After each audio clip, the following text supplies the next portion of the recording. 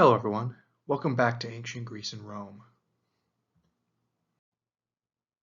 In this video, we're going to discuss Hellenistic Greece, or Greece during the Hellenistic period. As you remember from a previous video, Hellen, spelled with two L's, was said to be the father of the Greek people. During this period, the Greek civilization is consolidated under the rule of the Macedonians. This began during the reign of Philip II of Macedon, and it will continue during the reign of his son, Alexander the Great, who will be a major subject of this video. And then the Greeks are able to export their culture beyond their homeland, much further than they'd ever been able to take their culture before. Now, the Greeks had colonies beyond the Greek mainland. They had colonies in Anatolia and what is now Turkey. They had colonies in parts of the Black Sea coast. They had colonies in North Africa, and they even had colonies in Western Europe. But these colonies were small. In this period, the Greeks are going to build a large multi-continental empire that expands out of Greece across the ancient Near East all the way to India. And also they're going to have territorial holdings in Egypt and North Africa as well. I should also make a note about periodization. Scholars debate exactly when the classical period ends and when the Hellenistic period begins. I define the Hellenistic period beginning when Alexander the Great begins his invasion of the Persian Empire, because now not only is he trying to conquer the Persians, but he's going to be bringing Greek culture much deeper into the Near East than it had ever been brought before. And Hellenistic Greece is all about Greek culture being expanded and taken to new places. After we discuss Alexander's conquest of Persia, we'll discuss his untimely death and the aftermath of his sudden passing, basically the division of his empire between his generals. His generals in Greek are called the Diadochi. Sometimes they're also called the Diadochi, depending on what type of Greek you're using. And then we'll talk about some of the similarities and differences between these various Diadochi kingdoms and how their rulers tried to sort of differentiate themselves from each other as they struggled to maintain their kingdoms, but also expand their territories as well. After that, we'll discuss Hellenistic Greek art, culture, and society, and we'll be talking in this period more about things that are happening after Alexander's death. And we'll go all the way to 30 BCE in that discussion. There's some points to think about Greek society, Hellenistic Greek society. It's a lot more socially stratified than classical Greek society. That's very evident in things like tombs and architecture and theater and philosophy from the period. You can really see that the egalitarian values that the Greeks really adhered to during the classical and archaic periods have really begun to dissolve and go away thanks to leaders like Alexander the Great and those that followed him.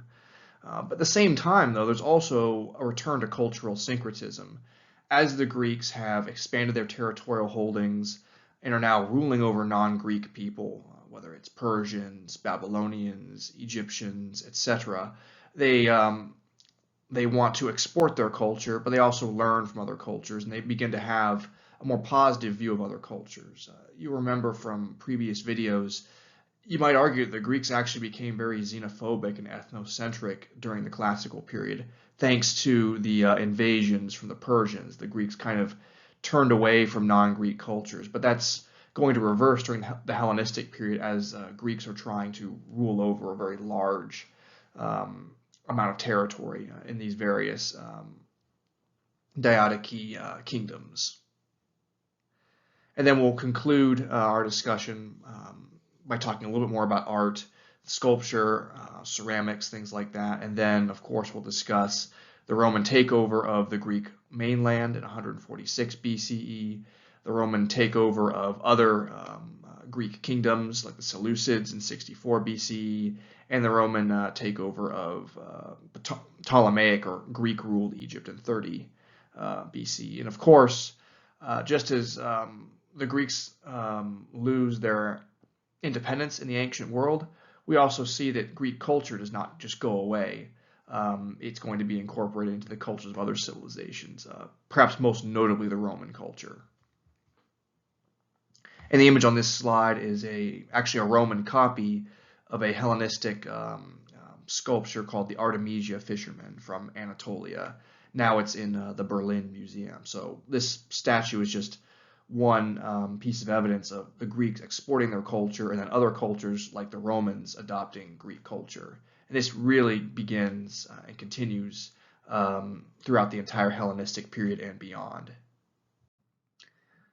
Before we begin, I just want to recap some points about Alexander the Great. He lived from 356 to 323 BCE, so he dies in his early 30s.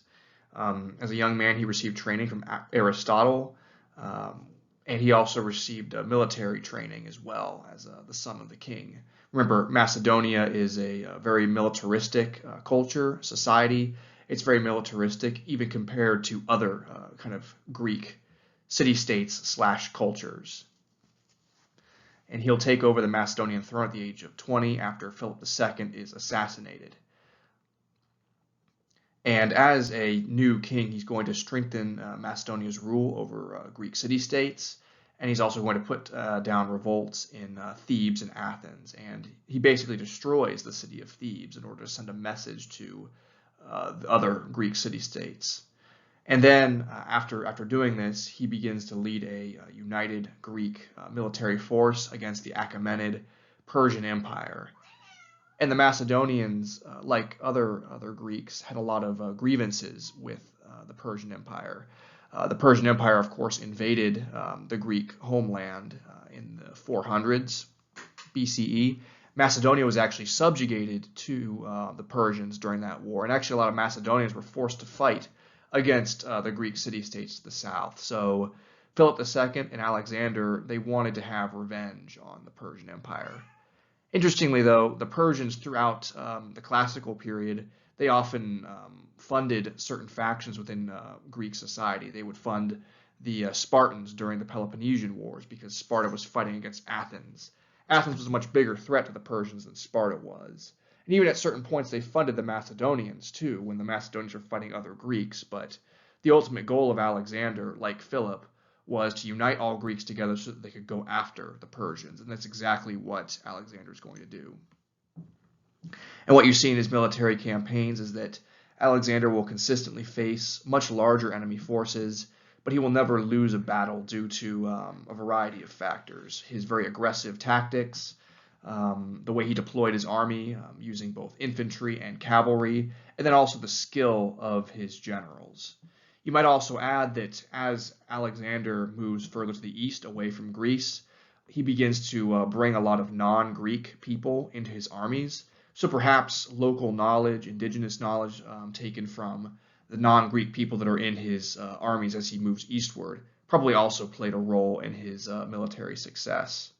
And as I mentioned, initially Alexander wanted revenge on the Persians, but once he actually begins fighting the Persians and moving into Persian territory, Alexander really shows a surprising amount of restraint towards his enemies by standards of the ancient world. And this may be because of his training with Aristotle. It made Alexander a very curious person who wanted to learn more about other cultures. But it seems that Greeks coming after Alexander, they will follow in his footsteps and be a lot more pluralistic, that is, interested in other cultures besides Greek culture. As a reminder, here is what Alexander the Great's empire looked like right at the time of his father Philip's assassination.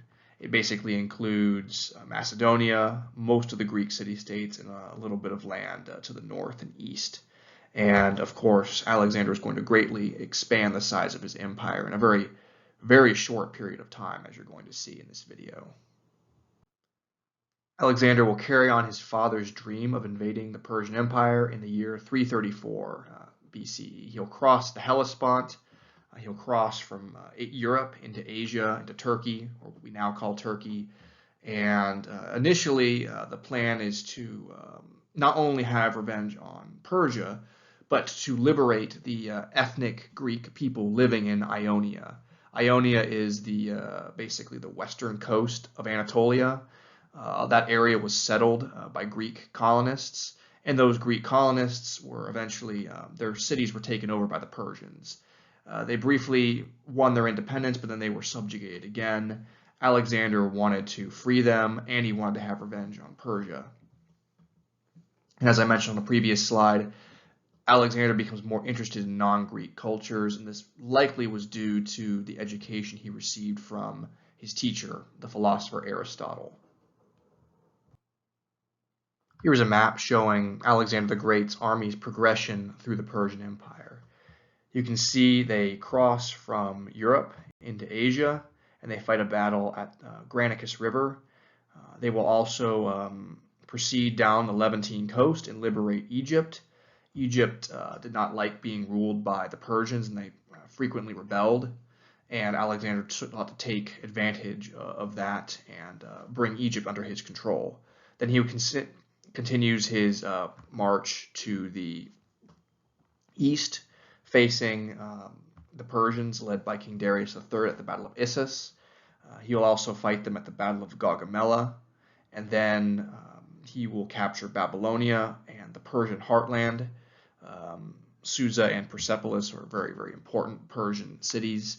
Persepolis is sort of the spiritual capital of Persia, and Susa is more of the actual kind of business capital of the Persian Empire. And then he'll continue his march all the way beyond the Indus River into what is now India before having to turn back. Now I'll talk about some of the battles that Alexander the Great fights. There's so many, we can't go over every single one.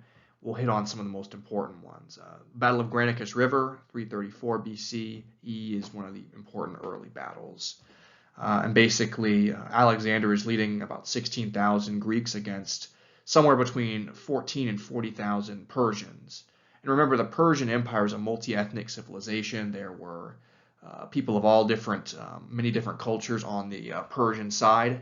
So when I say Persians, there might be Babylonians, there might be Medes, there might be Canaanites, for example, fighting in the Persian army. And eventually, Alexander's army is going to become multi-ethnic as he brings conquered people into his military. So the key to Alexander's success at Granicus River was an aggressive strategy of flanking the Persians along the Granicus River. Alexander led a cavalry attack across the river, and then they attacked from the flanks. Armies in the ancient world, and really armies into the early modern period, are very vulnerable on their flanks. If you capture the flank or the side of an army, it's very easy to basically defeat the rest of the force, even if your army is much smaller, which the evidence would suggest that the Persian army was probably quite a bit bigger than Alexander's much smaller force. So it's a Greek victory for Alexander, but he fails to completely destroy the Persian force. They're able to retreat, and he will have to fight the Persians in many more battles. This is a modern painting of Alexander the Great leading his cavalry across the Granicus River. He's riding his famous horse, Bucephalus, here, and Alexander was not a hands-off general. He liked to lead his troops on the ground, as you can see, and that certainly is going to inspire his soldiers to fight more aggressively, seeing their commander fighting with them. And so I would argue that not just tactical and strategic genius, but the courage to lead his own men into battle would play a major role in Alexander's military success.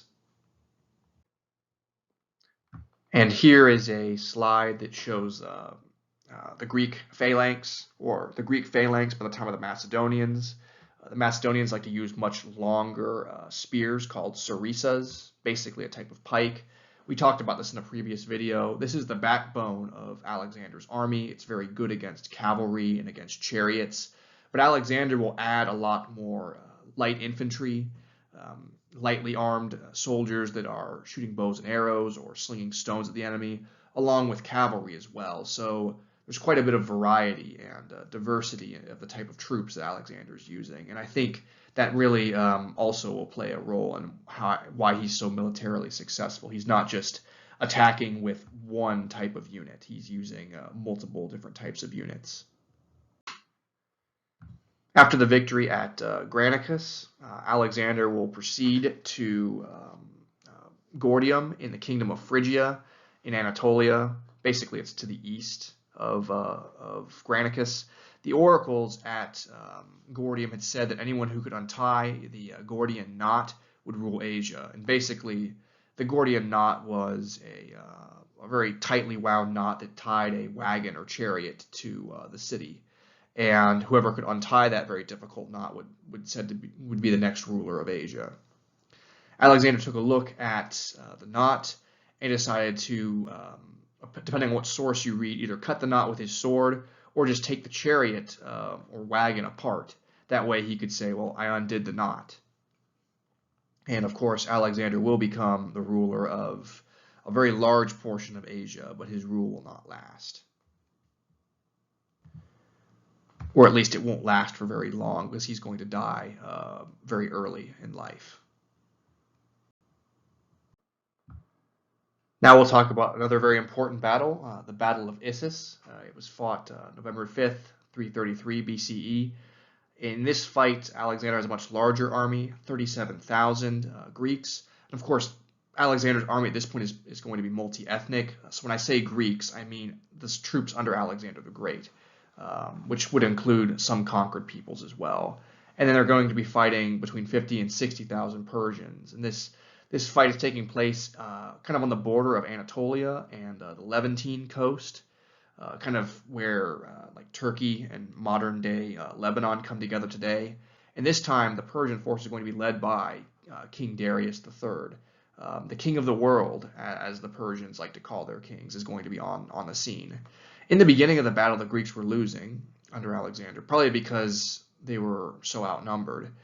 But Alexander will very aggressively, in true Alexander fashion, he's going to lead a charge against the Persians that actually will break through the Persians' line. And by breaking through the Persian line, he's going to ensure victory. This is a very famous portrayal of the Battle of Issus. It's a mosaic actually from Pompeii, and it features Alexander the Great, perhaps the most iconic 2D, two-dimensional image of Alexander the Great, facing off against Darius III here. And you can see Alexander is wearing a very, what we would think of as Greek-style armor.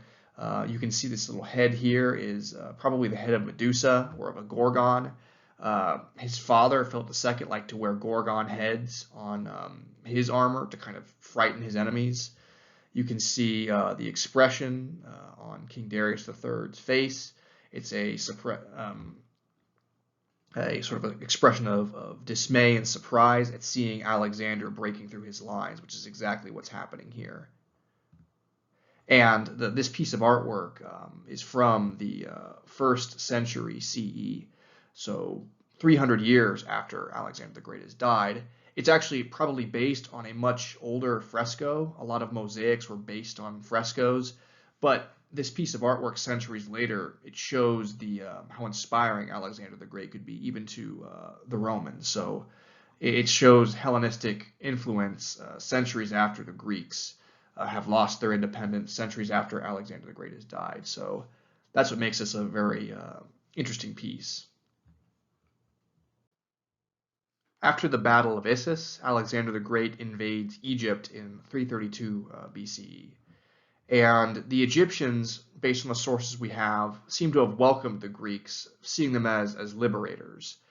The Persians had been very harsh rulers in Egypt due to a series of revolts led by the Egyptians. The Egyptians were trying to break away. They tried to break away from the Persian Empire multiple times.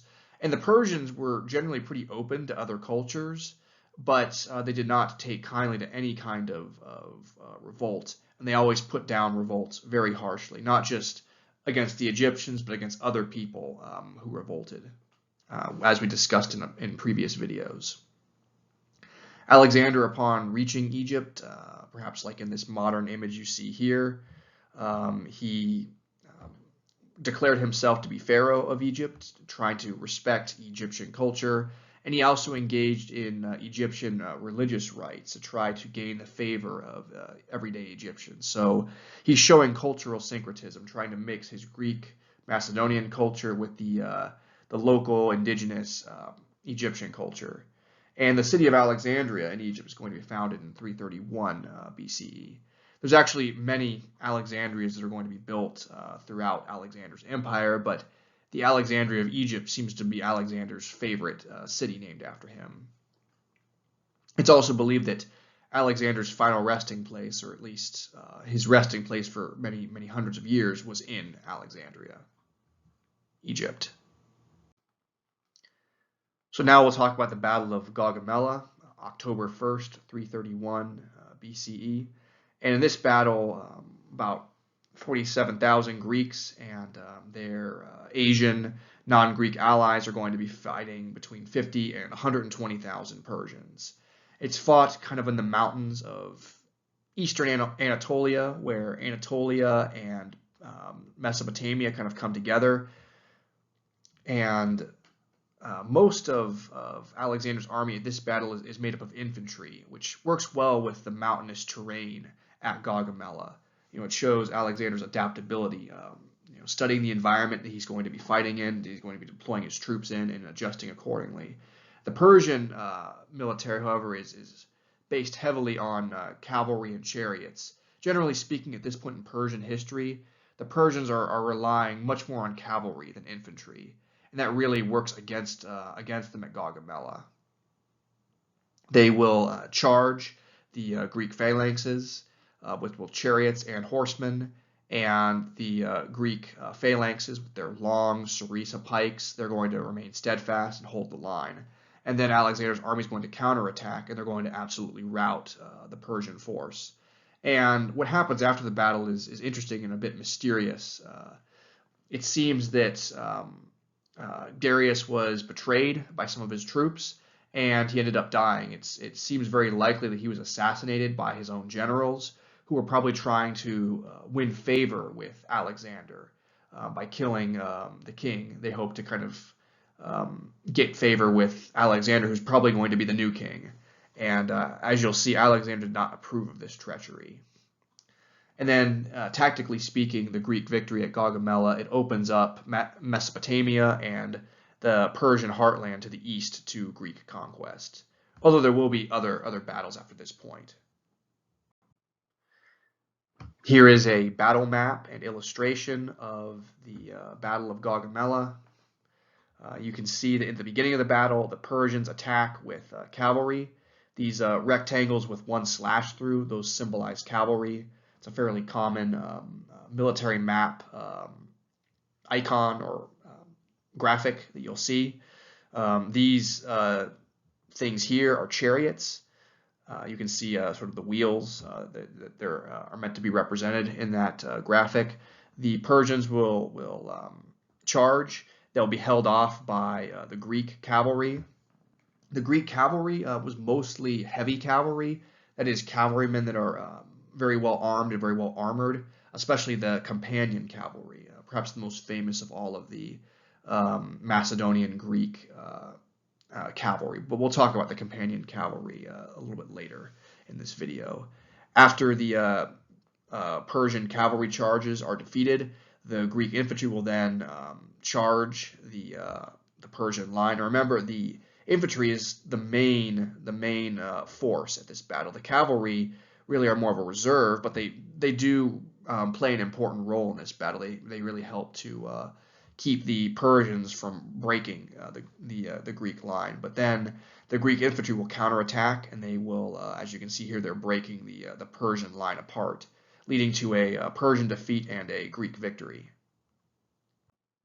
Here is another modern artist's recreation of the Battle of Gaugamela. Here you see a Persian chariot charging the Greek phalanx. The chariots tried to break through, but they were unsuccessful. The Greek infantry was just too strong. Remember, the Greeks had a long tradition of heavily armed infantry, and the Persian charges were not able to break through the Greek infantry lines. Now I'll talk about the death of King Darius, because there's some interesting historical things to consider here. Alexander, upon finding Darius's body, he mourned the death of the Persian king. We think, come to view the Persian king as a very honorable opponent and perhaps more of a rival than an enemy.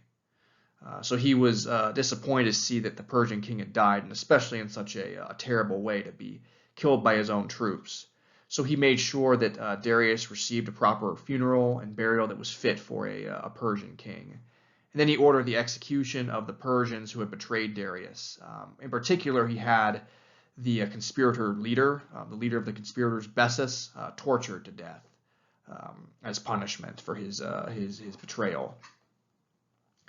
Sources vary about Darius's final hours. The Greek sources that we have wrote that Darius fled the battlefield. Perhaps they were trying to make Darius look bad. But a Babylonian source, the Babylonians are subjects of the Persians. You can see this Babylonian source at the left. It says that that Darius was left or left behind and possibly betrayed by his own troops, depending on how you interpret the source.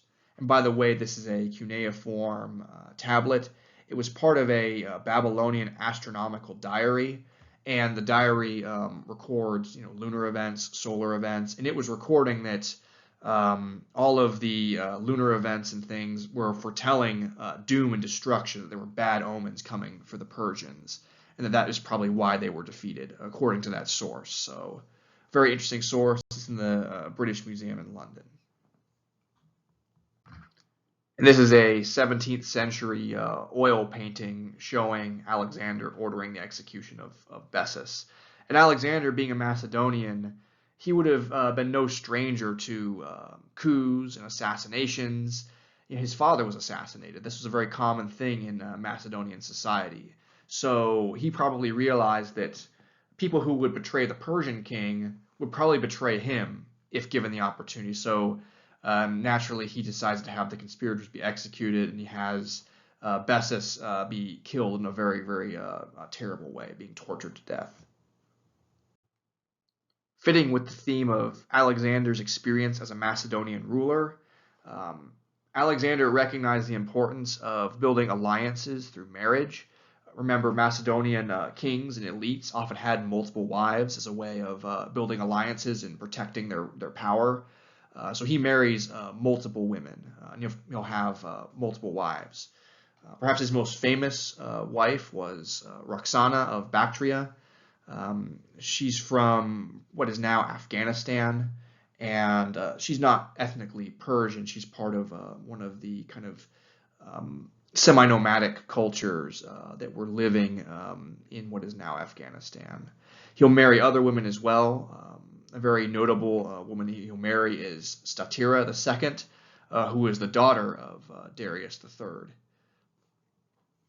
We have evidence that he had mistresses on the side, and that he had male lovers as well. But we'll talk a bit more about Alexander's private life and his relationships later in the video. And this image on the slide is of Alexander and Roxana. It's an Italian piece from the 16th century, so it's not from the time of Alexander the Great, but it's an interesting work of art, so I've included it on the slide. We'll talk a little bit more about Alexander's wives. So his perhaps most famous wife, Roxana, the story goes that initially she tried to kill Alexander twice, but eventually she fell in love with him and bore him a son named Alexander IV.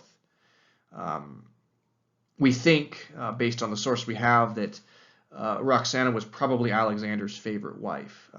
And as I mentioned, Macedonian kings often had multiple wives.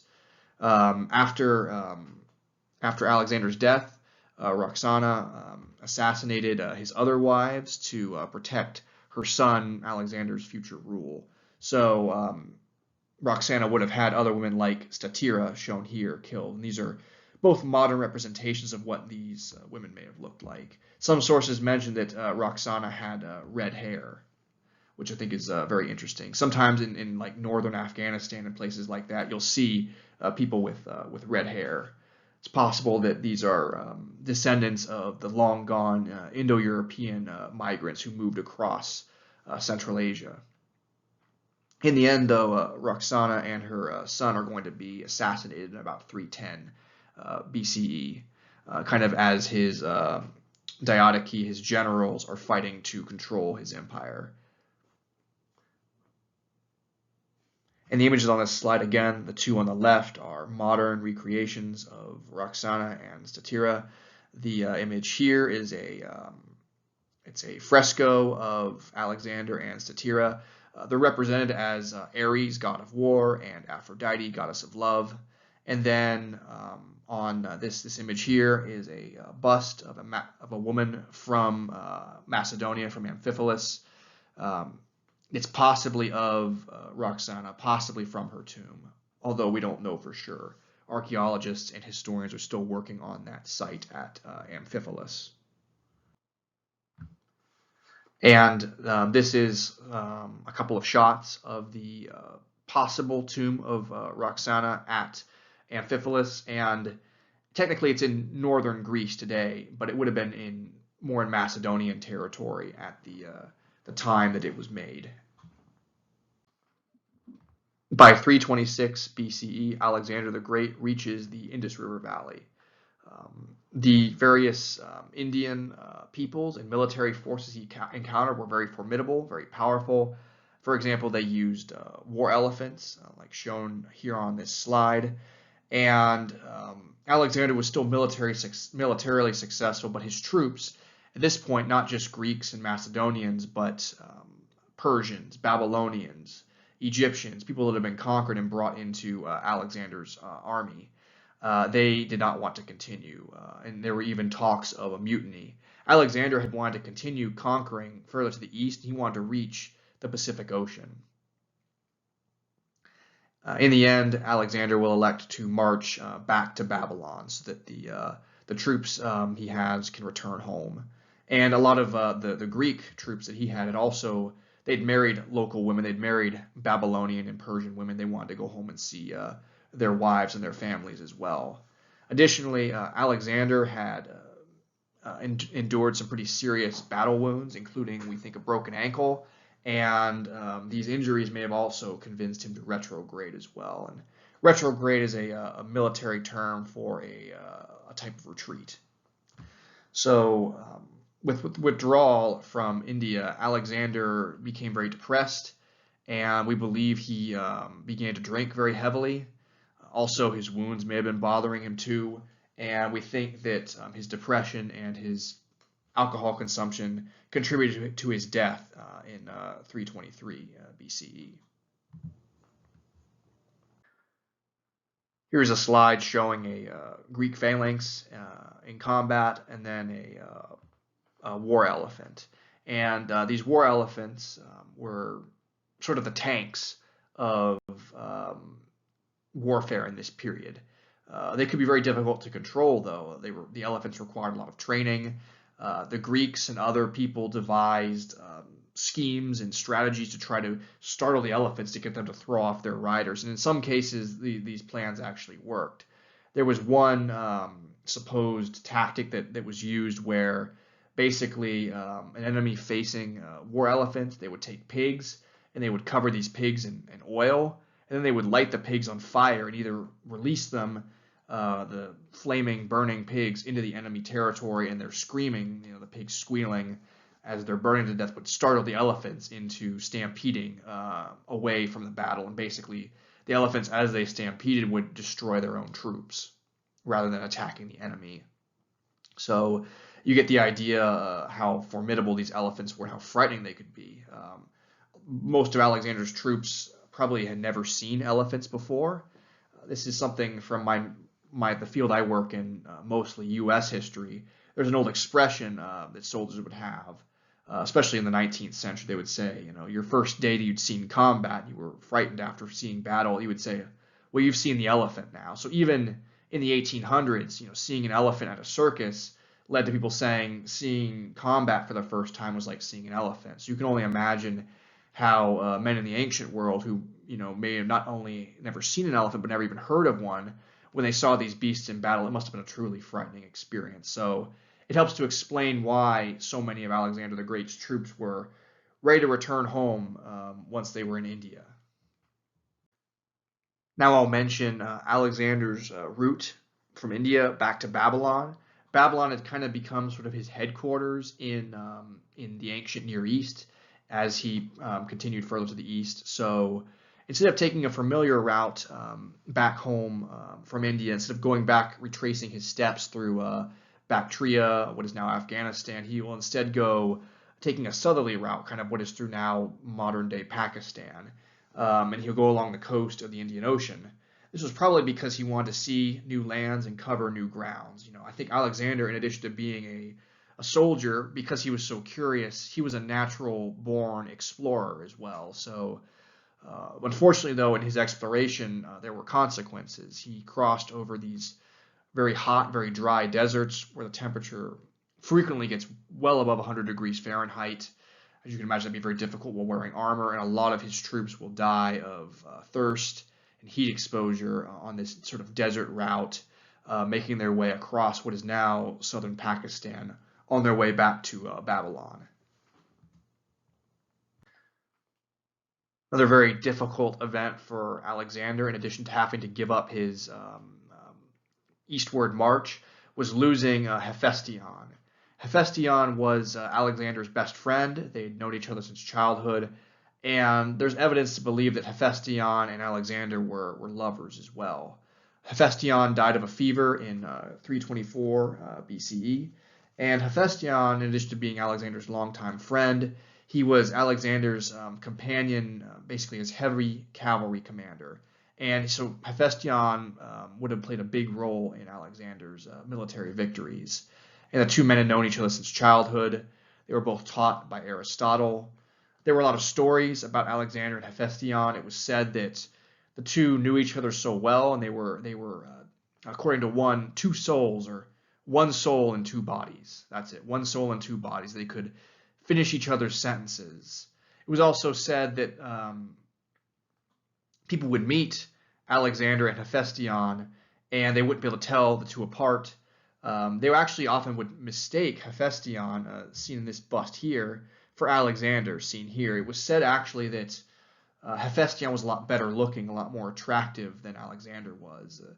Alexander, it was said that he was actually very short. He may have only been 5 feet tall, which is very interesting that, despite being so short, he was such a spectacular warrior. He didn't let his size stop him. Certainly a testament to his spirit. It was also said that Alexander the Great had sort of light-colored hair, possibly chestnut-colored or blonde or possibly light red. It depends on what sources you read. Some sources also say that Alexander the Great had two dichromatic eyes. Basically, he had one eye of one color and one eye of the other. And a lot of people, they were shocked when they saw Alexander. They expected to see someone much more sort of physically attractive, especially a great warrior and a man who claimed to be the son of Zeus.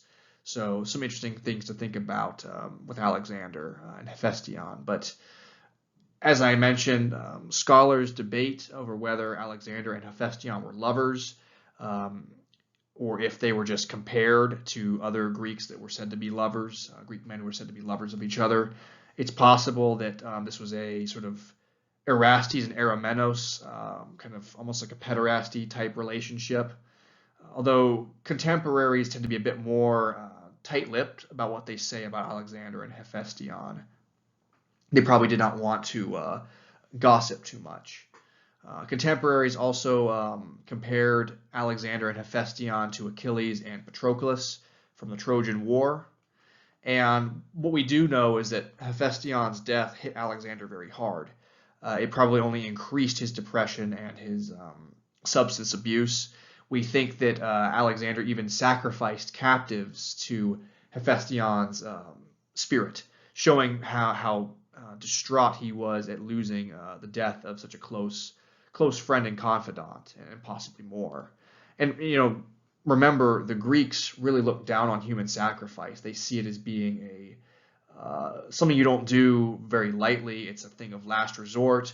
It's really, they see it as a thing that non-Greeks, that the so-called barbarians or barbaroi do. So it really, having Alexander sacrificing human captives to Hephaestion shows just how distraught Alexander was at losing Hephaestion. And these are just busts that we believe are of Alexander and Hephaestion. They're at the Getty Museum in California. So now we'll talk about the death of Alexander the Great. Alexander died in Babylon between June 22nd and 23rd, 323 BCE. He was 32 years old, so a very young man. We think that Alexander had been planning an invasion of the Arabian Peninsula and North Africa west of Egypt. Since he couldn't go further to the east, he could conquer to the west instead. It's believed that Alexander died of malaria or yellow fever, possibly picked up during a scouting expedition in Arabia, and that his symptoms were exacerbated by his drinking and by old wounds that he had. And there's very interesting things about his death, which we'll talk about in a moment. But Alexander really didn't have a succession plan. It was said that in his last words, when his Diadochi generals were asking him who should rule the empire, he just said, the strongest should rule. And Alexander dies. His body, we believe, was preserved in honey, and eventually it was taken back to Alexandria by his general Ptolemy. There's some very interesting circumstances as to why that happens, though, which we'll discuss later in the video. And Alexander's generals, Antigonus, Cassander, Ptolemy, and Seleucus, will fight a series of violent wars against each other, as will their descendants, and they will break up his empire into about 4 sections. And of course, these sections are going to be at war with each other throughout the Hellenistic period. This is another image showing the death of Alexander the Great. He is lying here on his deathbed as his generals look to him to see who will rule the empire when he passes. Interesting things about Alexander's death. Observers watching his body lie in state observed that it didn't seem to decompose. And this may have actually been because Alexander wasn't dead at this point. He was actually comatose. Some modern medical historians and physicians that have read the records of his death think that he may have been comatose, that he had slowed down his breathing and his heart rate was so slow that his contemporaries, without modern medicine, assumed that he had died. But of course, his contemporaries would have interpreted his body's apparent lack of decomposition as further proof that Alexander was the son of a god. This is the Siwa Oasis in western Egypt. It has a series of basically springs and oases in the desert. This was where Alexander wished to be buried, we think. It's the site of a temple to Amun, the Egyptian sky god, who has some similarities with Zeus, and Alexander, being that he said he was the son of Zeus, he might have identified with Amun. And in the end, Alexander will be buried in Egypt, but he won't be buried at the Siwa Oasis. But seeing the beauty of the oasis, you can also see that maybe that was also a factor as to why Alexander would have wanted to be buried there. This is Alexander's funerary carriage. Initially, it was controlled by Pyrrhus of Macedonia, who had planned to take Alexander's body back to his homeland, even though this isn't really what Alexander wanted. In the end, though, this sort of funeral party, which is heavily guarded by Macedonian soldiers, is going to be captured by General Ptolemy I. Ptolemy I is going to be the ruler of Egypt. And of course, Ptolemy will bring Alexander's body back to Egypt. This is a stone sarcophagus that was possibly made to hold Alexander the Great's body. It was found in Sidon, in the Levantine region, what is now Lebanon, basically, and it's currently in the Istanbul Archaeological Museum. But after Alexander died, his Diadochi, his successors, they wanted to legitimize their rule, and one of the best ways they could do that was by possessing Alexander the Great's body. So it seems that actually a lot of people really wanted Alexander's body. Certainly the Macedonians wanted it. In the end, the Egyptians, or the Egyptian Greeks under Ptolemy, get his body. But this sarcophagus, even if Alexander was never actually interred in it, just shows how important possessing his body was. So a couple more points and reminders about Alexander the Great, his death, and then the drama that ensues over his corpse. He dies in 323 BCE. Some historians think that maybe he was comatose, which is why his body was said not to decompose. Some historians wrote that his body was placed in a gold anthropoid, meaning human-shaped casket with honey. Honey has antibacterial properties, so it makes sense that it might have been used to sort of embalm and preserve his body, at least for his initial journey back to Macedonia. The body was headed for Macedonia, possibly to Amphipolis, but it was stolen by General Ptolemy, really taken by force using Ptolemy's army. Then it was taken to Egypt. And we don't know exactly what happened to his body after that. It seems to have been preserved, possibly mummified in some way, because there's stories about his body being visited by later rulers, centuries later. It certainly would make sense. Alexander's interested in Egyptian culture. It makes sense that perhaps he had left some instructions that his body was meant to be mummified once it reached Egypt. We think that the gold sarcophagus or casket that he was in was melted down and replaced with a glass one at some point when Egypt came on hard times. And a lot of Roman leaders, especially Augustus Caesar, will pay homage to Alexander's body. You can see some modern images of Augustus Caesar, in this case, placing gold leaf on Alexander's body. It seems that Alexander's body was initially interred in Memphis, but then it was moved to Alexandria, which Alexandria was his favorite city. And then the tomb was probably closed to visitors around the year 200 CE, and the location seems to have been lost by about the year 400 CE. By 400 CE, the Roman Empire was becoming Christian, including Egypt, and we think that the Romans at that point were worried that people might worship Alexander's remains, and they closed the tomb off to visitors to prevent the worship of his body because they wanted people to worship God and Jesus, not Alexander. And then many subsequent leaders have claimed to have his body as a way to legitimize their rule, but as of now, Alexander the Great's body has not been found. Certainly the discovery of his remains would be the find of the century, though, so perhaps archaeologists and historians someday will find it. This is a 19th century oil painting showing Octavian, soon to become Augustus Caesar, visiting the body of Alexander the Great. It was painted by a French artist named Lionel Royer sometime in the late 1800s or early 1900s. But the painting's interesting because it shows Alexander's body basically looking fresh as a daisy. It looks like he's asleep. And that's probably playing into the reports that Alexander's body initially did not decompose. In reality, his body was probably mummified and probably would have looked a lot drier and a lot less lifelike. It's also said that later people who visited Alexander's body accidentally damaged the body. It was said that one visitor knocked off what was left of Alexander's nose. There's even reports that Octavian, Augustus Caesar, that he took Alexander's breastplate, which removing that, of course, would have damaged his remains. So we can see that that also may have been a factor in why the tomb was closed to the public initially in the 200s, as the body was being damaged.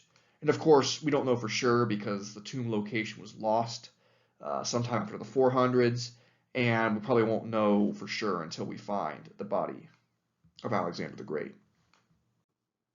Now that we've discussed Alexander's death, the fight over his body, and the mystery of his final resting place, we should discuss the Diadochi Wars.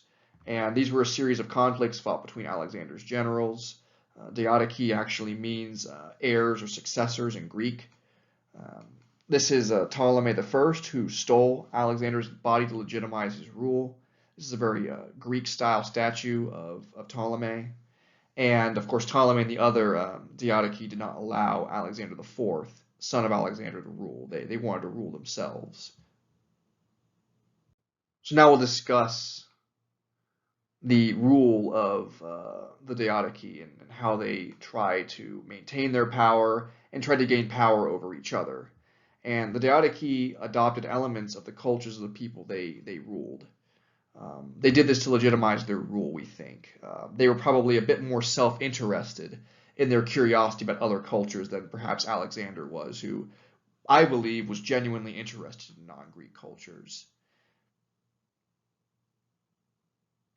And I should also point out that even if Greek people had interest in non-Greek cultures, it was Greek people who made up the ruling class of these conquered territories. They did not give the local and indigenous people all of that much power or say in how things were run in these kingdoms. And the local and indigenous people had to learn elements of Greek language and culture themselves, partially just out of necessity. That way they could understand what their rulers were trying to do, and so they could do business with Greeks living in their territory. So the cultural syncretism certainly is very self-interested on the part of the Greeks. And a lot of non-Greek people, even if their cultures are not being erased and destroyed, their cultures are being changed, whether they like it or not. And the Diadochi rulers, they'll fight against each other. And these wars, what you'll see is they weaken their respective empires. This is going to make it easier for other civilizations like the Romans to the west, and then the Parthians to the east to conquer large portions of the Diadochi empires. And eventually, the Diadochi empires are all going to be absorbed into other civilizations. And the image on this slide is the bust of Ptolemy I as an Egyptian pharaoh. This is a very Egyptian style of bust. The facial features of the bust are very much of the Egyptian style. It looks very different than the bust of Ptolemy that was done in the Greek style that I showed on the other slide. Egyptian sculptors were not as interested in portraiture, making their subjects and their statues look like the actual person they're based off of. Instead, they kind of stuck to these very archetypal styles. So this is meant to be Ptolemy, but it could just as easily be Ramses or another Egyptian pharaoh from the past. Very different way of approaching sculpture, but it shows that Ptolemy was trying to appeal to Egyptian people by having himself represented in this very Egyptian style of sculpture. He's wearing a Egyptian pharaoh's headdress. It shows kind of the cultural syncretism that the Hellenistic Greeks had. But this cultural syncretism was very self-interested.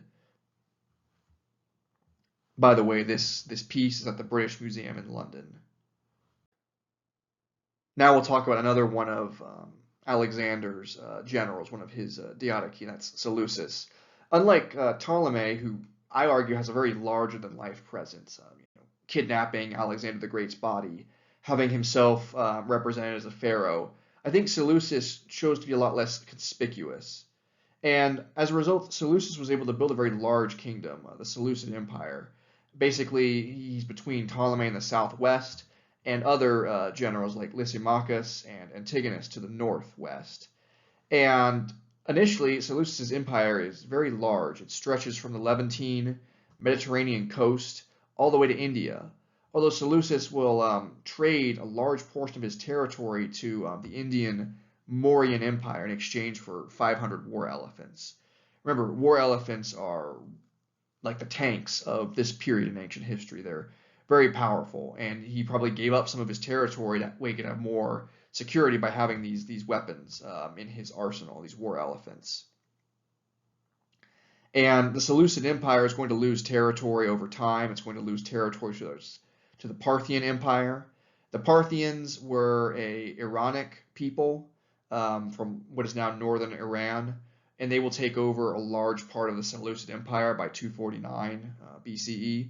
The Seleucids are going to lose territory during the Judean Maccabean revolt of 160 BCE. And in the end, the last portion of the empire of Seleucus is going to be taken over by the Roman Republic in 64 BCE. And by then, it's a shadow of its former self. And this is a bronze of Seleucus. It's actually a Roman copy from the 1st century, but the original probably looked very similar. And it was found in Herculaneum near Pompeii. It's currently in the Naples Museum. Here you can see various Diadochi empires or Diadochi kingdoms shortly after Alexander the Great's death. You can see the Seleucid Empire here in the middle, but, and the Antigonids are here, Ptolemies are here, and there's of course the Mauryans to the east. Here are the Hellenistic kingdoms, the Diadochi kingdoms, about 20 or so years after Alexander's death. You can still see the Seleucids are very, very large, very powerful. They're going to give up some of their territory to the Mauryans in exchange for war elephants, as I mentioned. And the boundaries of these empires change as they go to war with each other and as external threats, external civilizations arise and conquer some of their territory.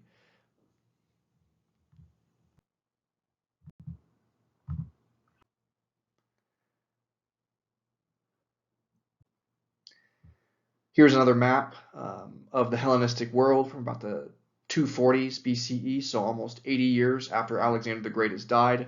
Some parts of Alexander's empire have broken away and are independent states. Even large parts of the Greek homeland are independent in this period.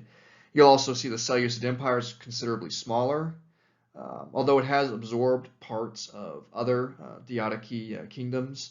You also see that the Ptolemaic Empire is a lot larger. They've expanded to the west and North Africa, to the south down the Nile Valley.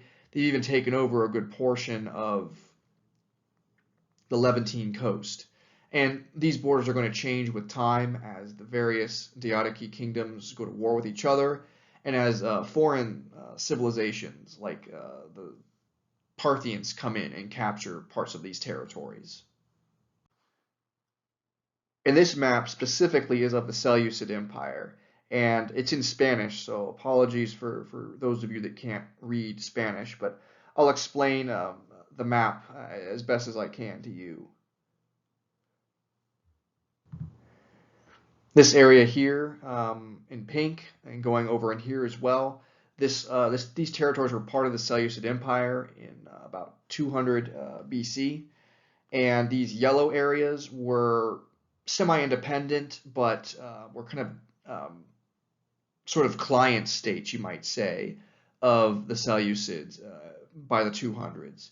What you'll see is that the Parthians will emerge and they will take over portions of these territories, and then the Seleucid Empire is going to shrink. This light green is what the empire is going to be by 190 or so BCE. And it will continue to lose territory to others like the Parthians to the point that by 100 BCE, all that's left are these dark green and blue regions, and then they're going to lose this area down here actually during the Judean revolt. And by 64 BC, all that's left of the Seleucids is this blue region here. So you can see a very large empire will break down over the course of a couple hundred years. And that last portion that was taken over in 64 BCE, it was taken over and brought into the Roman Republic. Now I want to talk about Pyrrhus of Epirus. Although he's not a Diadochi, he's a very interesting military commander from the Hellenistic period. He was king of Epirus from 319 to 272 BCE. You remember Epirus is in the western part of Greece, and it was allied with Macedonia by Olympias's marriage to Philip of Macedon, Olympias being Alexander the Great's mother. And Epirus is a very small kingdom. It's not especially wealthy, but it's where Pyrrhus comes from. And Pyrrhus also claimed to be the son, or not the son, but he claimed to be related to Achilles' son, Pyrrhus. So, ancient Greek rulers would try to claim they were related either to gods or to heroic mythical figures. Pyrrhus claims that he was related to Achilles' son, Pyrrhus, who had the same name as him. Pyrrhus is going to lose his throne to one of the Diadochi, Cassander, in 306. He'll fight and regain it in 297 with the help of Ptolemy. So he's kind of making deals with various Diadochi generals to get his power back. And then Pyrrhus is going to go to war against the Roman Republic. even though they're much more powerful than he is. And he will actually defeat Rome at 2 battles, which is really, really interesting. But because Epirus is not very powerful, these victories, tactically speaking, they're a win for Pyrrhus, but they're very costly. And that's where we get the term Pyrrhic victory, for a victory that's very expensive or that doesn't really help you, and if anything, hurts you in the long run. That's what a Pyrrhic victory means. It comes from Pyrrhus. And Pyrrhus will also go to war against Carthage, Carthage being an enemy of Rome, in order to take control of Sicily, because he wanted to have Sicily for himself, because he realized it was a very wealthy, a very important island. In 274, Pyrrhus will actually take control of the Macedonian throne, and he will use his troops along with the Macedonians to invade Peloponnesian Greece in 272. And he'll be defeated by the Spartans and other Macedonians that were not under his control. After that, though, he's going to be killed in the Battle of Argos, basically in a street fight. So, in summation, Pyrrhus is one of those larger-than-life figures in ancient history. He's a brilliant tactician, but he lacks the kind of resources to fully capitalize on his tactical victories, because he doesn't have a lot of resources being from the small kingdom of Epirus. He struggles with sort of manpower and supply and logistical issues kind of throughout all of his military campaigns. And some historians have argued if Pyrrhus had been king of a larger kingdom, like, say, the Seleucids or the Ptolemies in Egypt, maybe he would have been much more successful. And this is a bust of Pyrrhus from the 1st century CE. It's found at Herculaneum, but it's now in the Naples Museum. So even the Romans, who were his enemies, found him to be an inspiring figure centuries later.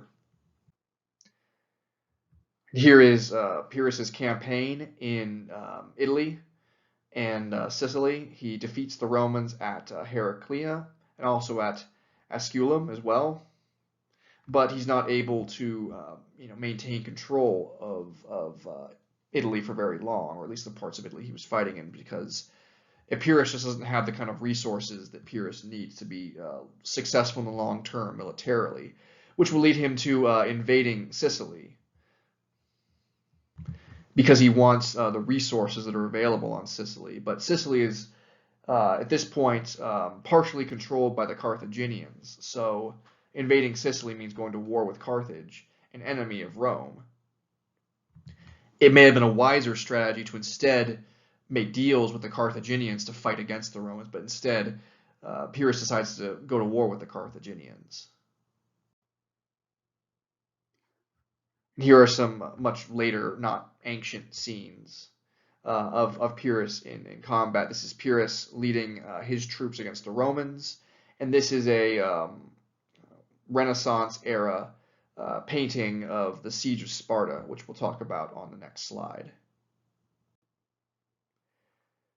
At the siege of Sparta, Pyrrhus actually had a resource advantage over his enemies. He had about 27,000 troops, including war elephants, but he was facing only about 9,000 Spartans and kind of rebel Macedonians that had not submitted to his rule. Remember, Sparta is not an economically powerful city-state by this point. They're very weak. They've been weak for a very long time. They do have good soldiers, but you need to have not just a good military, you need to have a good economy as well. So you would expect someone like Pyrrhus to actually be really successful at the siege of Sparta. Also, the Spartan force, it consists of children, helots were their slaves, and even women. The women were probably led by Queen Archidamia here. And the women, we think, built fortifications, they took care of the wounded, that way more men could fight. And some people think that even women may have been involved in combat in Sparta, or for Sparta against Pyrrhus.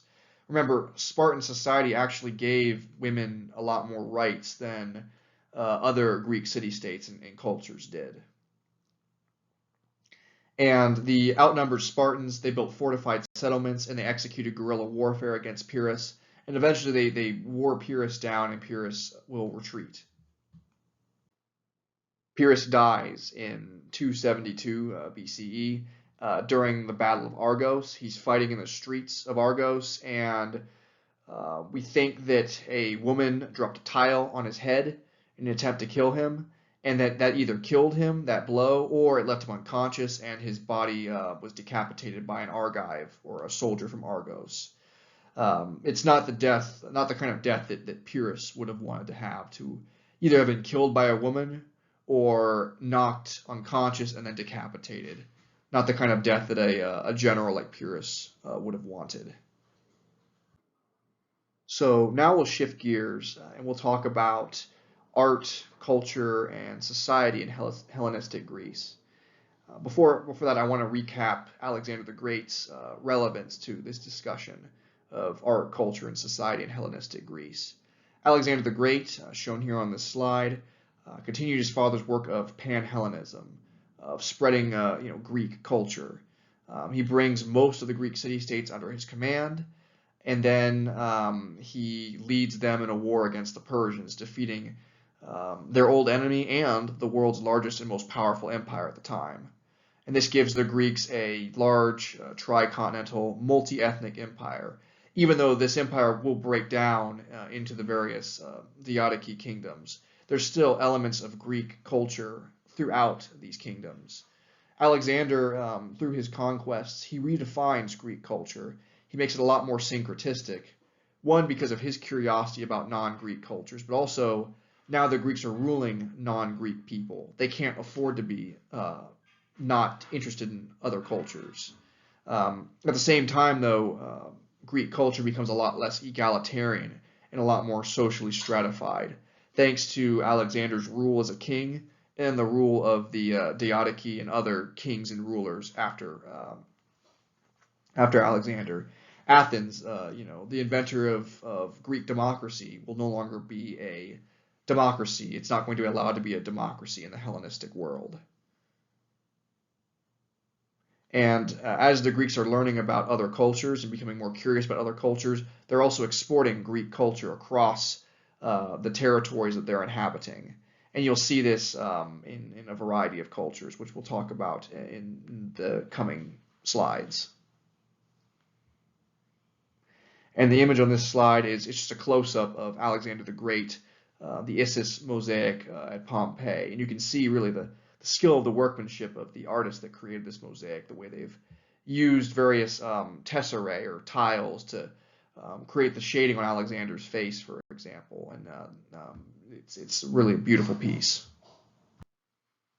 One area in which you see evidence of Hellenistic Greek cultural syncretism, but also social stratification, are Hellenistic tombs. And the tombs built in the Hellenistic Greek world are much more elaborate and expensive than those built by the classical Greeks. Greeks in the classical period, they didn't believe in building large tombs because they thought it was not egalitarian to be spending too much money on one's tomb. And also the Greeks didn't like to focus too much on burial rituals and tombs and things. They thought that death and decomposition were kind of impure things that you wanted to sort of keep hidden. So building a large tomb that draws attention to death and decay is not really a part of Greek culture. So they're bringing in some non-Greek ideas as they're building these tombs. They're also showing their culture is much more about showing who's rich and who's not, something that earlier Greeks did not want to do because they wanted to seem like they were egalitarian.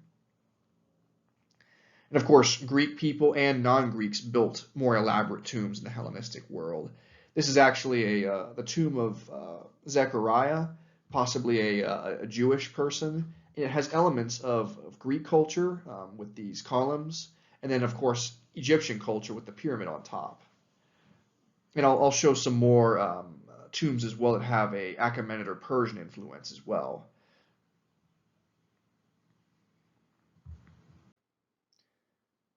These are some rock-hewn tombs in Dalyan, Turkey, meaning they're carved into these rock cliffs. And you can see there's a mix of kind of Greek and local and indigenous architectural traditions and burial customs in these tombs. You see the columns, which are very Greek. You can see the facades of these tombs. These pediments here are very Greek in style. But you also see the way the columns are carved is much more of a non-Greek style. So you can see there's clear cultural syncretism in these tombs. This is the Tomb of Judgment in Lefkandi, Greece. It's from the 3rd century BCE, and it's in Greece. Its style is very Greek. You can see the Doric columns, you can see the Doric style triglyphs here, and then there's frescoes as well. So it's a very Greek style of tomb, but it's also very fitting for the Hellenistic period, because earlier Greeks would have thought this tomb was too over the top, it was too expensive, but Hellenistic Greeks who wanted to show off their wealth and show off their social status, they would have loved a tomb like the Tomb of Judgment. Here are some additional shots of rock-hewn or rock-carved tombs, one from Turkey and then one from Greece. So you can see the similarities between these tombs, and you can see that, once again, the cultural syncretism, the mixing of ideas at these sites. So now I'll talk about Indo-Greek sculpture, and this is a prime example of cultural syncretism between Greek and non-Greek people. Indo-Greek sculpture is a reference to sculptures found in India and surrounding regions that mix sort of Indian and Greek styles. And this slide shows a statue of the Buddha from the 1st to 2nd century CE, in which the Buddha is wearing a very Greek style of tunic and cloak. Here to the next slide in the center, you see a sort of a head that's been carved, and it features sort of Asiatic facial features, what's often called the Orientalizing style. But the hairstyle is very Greek. The facial hair on this statue is very Greek. So it's an example of Indo-Greek kind of cultural syncretism, and this was found in Pakistan in the 300s CE. So these examples of Indo-Greek architecture are from centuries after the Hellenistic period's over, but it shows the appeal of Greek and art and cultural styles, even centuries after the Hellenistic civilizations have left the region. And on the right side of the slide is another statue of the Buddha, once again wearing Greek-style clothing. So cultural syncretism in Indo-Greek sculpture, it's very evident. And we'll talk about Indo-Greek traditions a little bit later in the video as well. Here are some examples of Greco-Egyptian art. On the left is a figurine of Isis/Aphrodite. Aphrodite and Isis were slightly different goddesses in the Egyptian and Greek cultures, but they're often combined by Greek people living in Egypt. This is a statue that's very much done in the Greek style. The body of the woman of the goddess is done in a Greek style, but she's featuring a Egyptian style headdress. And you can also see that this piece is painted. A lot of Greek sculptures would have looked like this when they were painted, just for reference, because we usually don't see Greek statues painted today. And by the way, this figurine is actually fairly derivative. We've found multiple figurines that look a lot like this, down to the coloring on the hair and the headdress. But this specific example is actually from the Met Museum in New York City. This is a Greco-Egyptian funerary mask from the possibly anywhere from the 300s BCE to the 300s CE.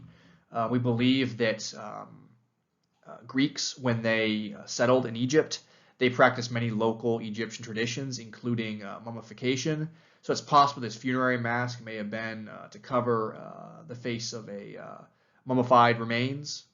And then on the right-hand side of this slide is a bust of Serapis/Osiris. And Serapis was kind of a sort of Greek version of Osiris. The Greek god of the dead was Hades, and Osiris is the Egyptian god of the dead. And Serapis kind of has elements of both the Greek and Egyptian gods of the dead. But this is a very Greek style of statue with this beard, this hairstyle. Although this headdress here is very Egyptian. But we'll actually discuss another example of Greco-Egyptian cultural syncretism on the next couple of slides. And that is mummies made by Greco-Egyptian people.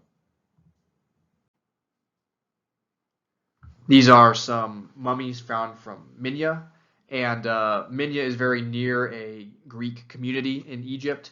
So these mummies, they could be of Egyptian people, but they could also be of Greek people. We have evidence to believe that Greek people practiced mummification when they settled in Egypt, which is very interesting because the Greeks, they actually wanted bodies to decompose. They wanted them to decay and then disappear. They didn't want to preserve bodies of the dead. They thought that was kind of not an appropriate thing, but it seems that Greeks in Egypt, they began to think a lot more like Egyptians when it came to burial rituals. So we often find Greco-Egyptian mummies in parts of Egypt.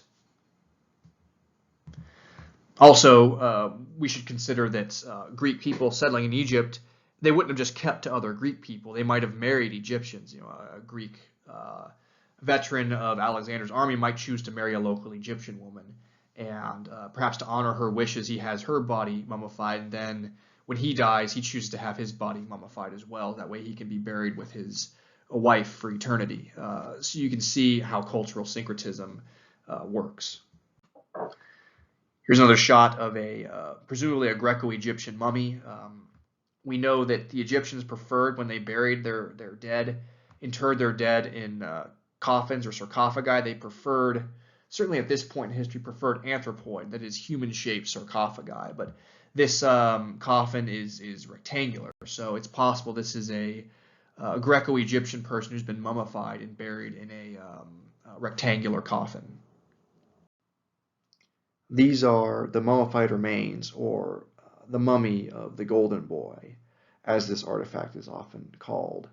And basically, it's the mummified remains of a mid-teens male, perhaps a 14 or 15-year-old, based on the fact that his wisdom teeth had not erupted and there was no bone fusion. And he was also only about 4 feet tall.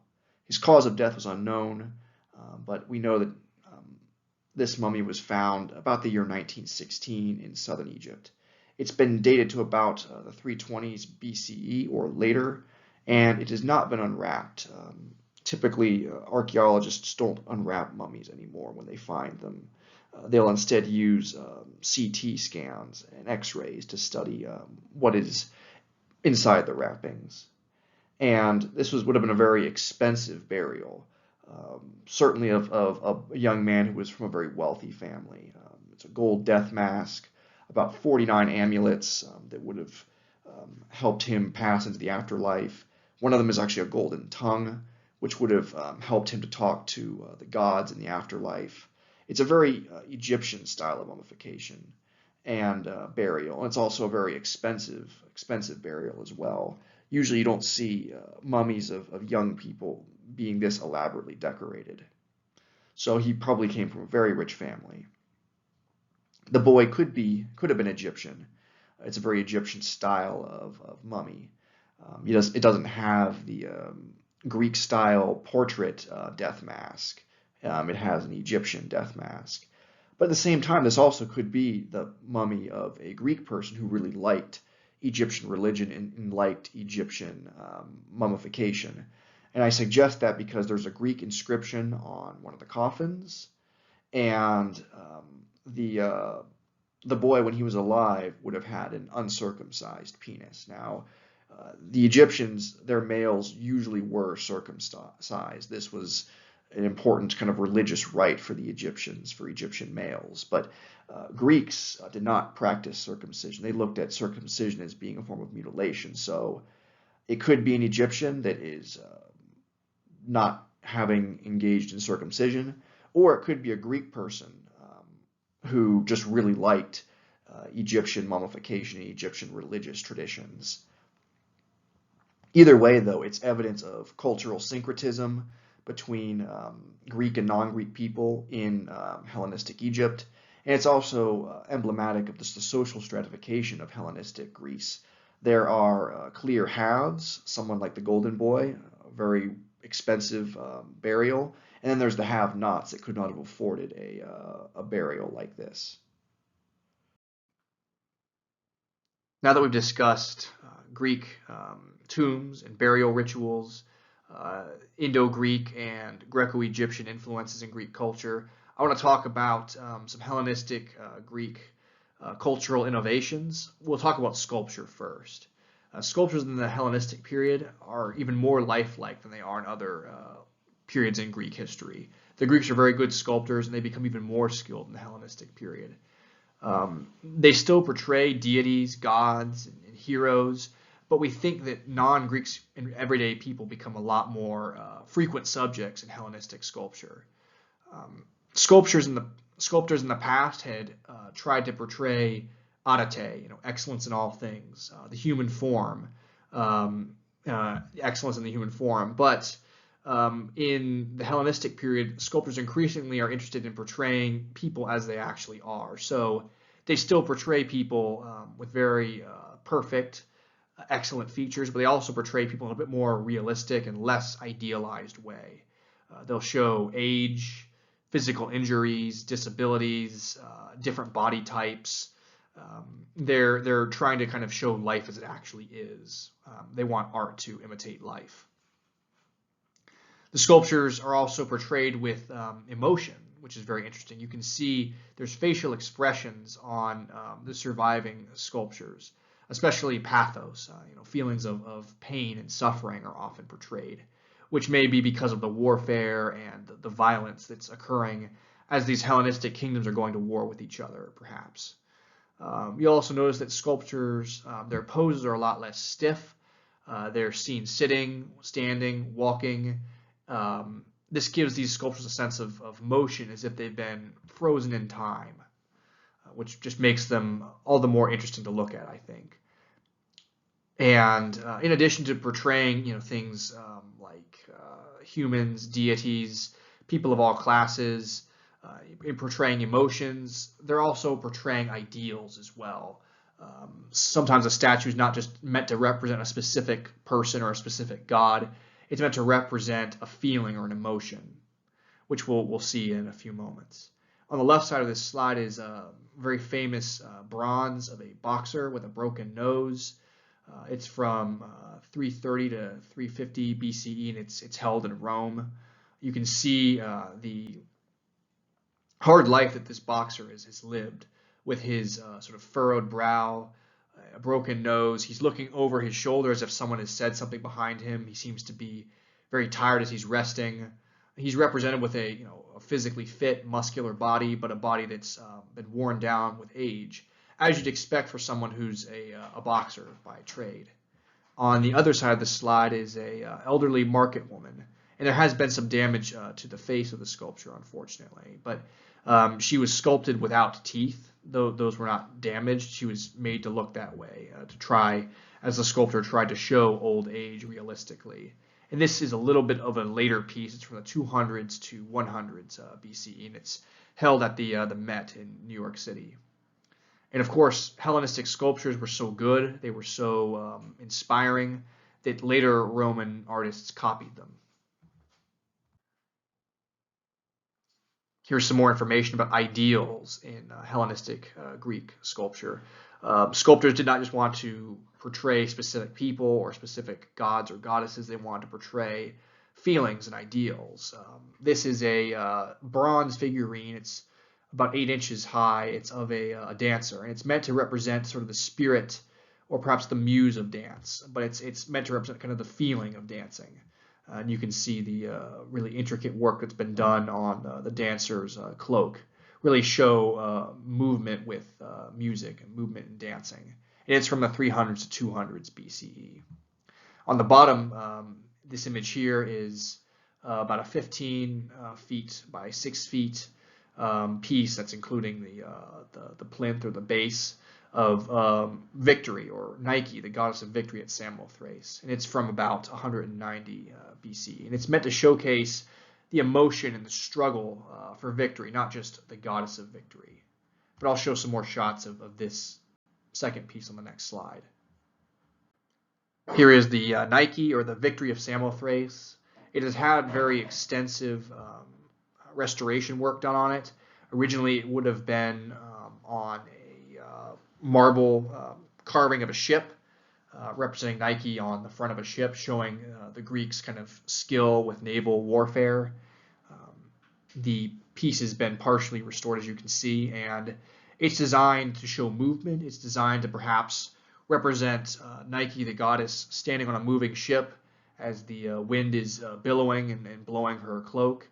And I think the artist does a really good job of portraying movement and portraying kind of the feeling of victory and of struggle, not just of portraying the goddess of victory. I also want to talk a little bit about non-Greeks portrayed in Hellenistic sculpture, particularly Celts. The Celtic leader Brennus invaded Greece in 279 BCE.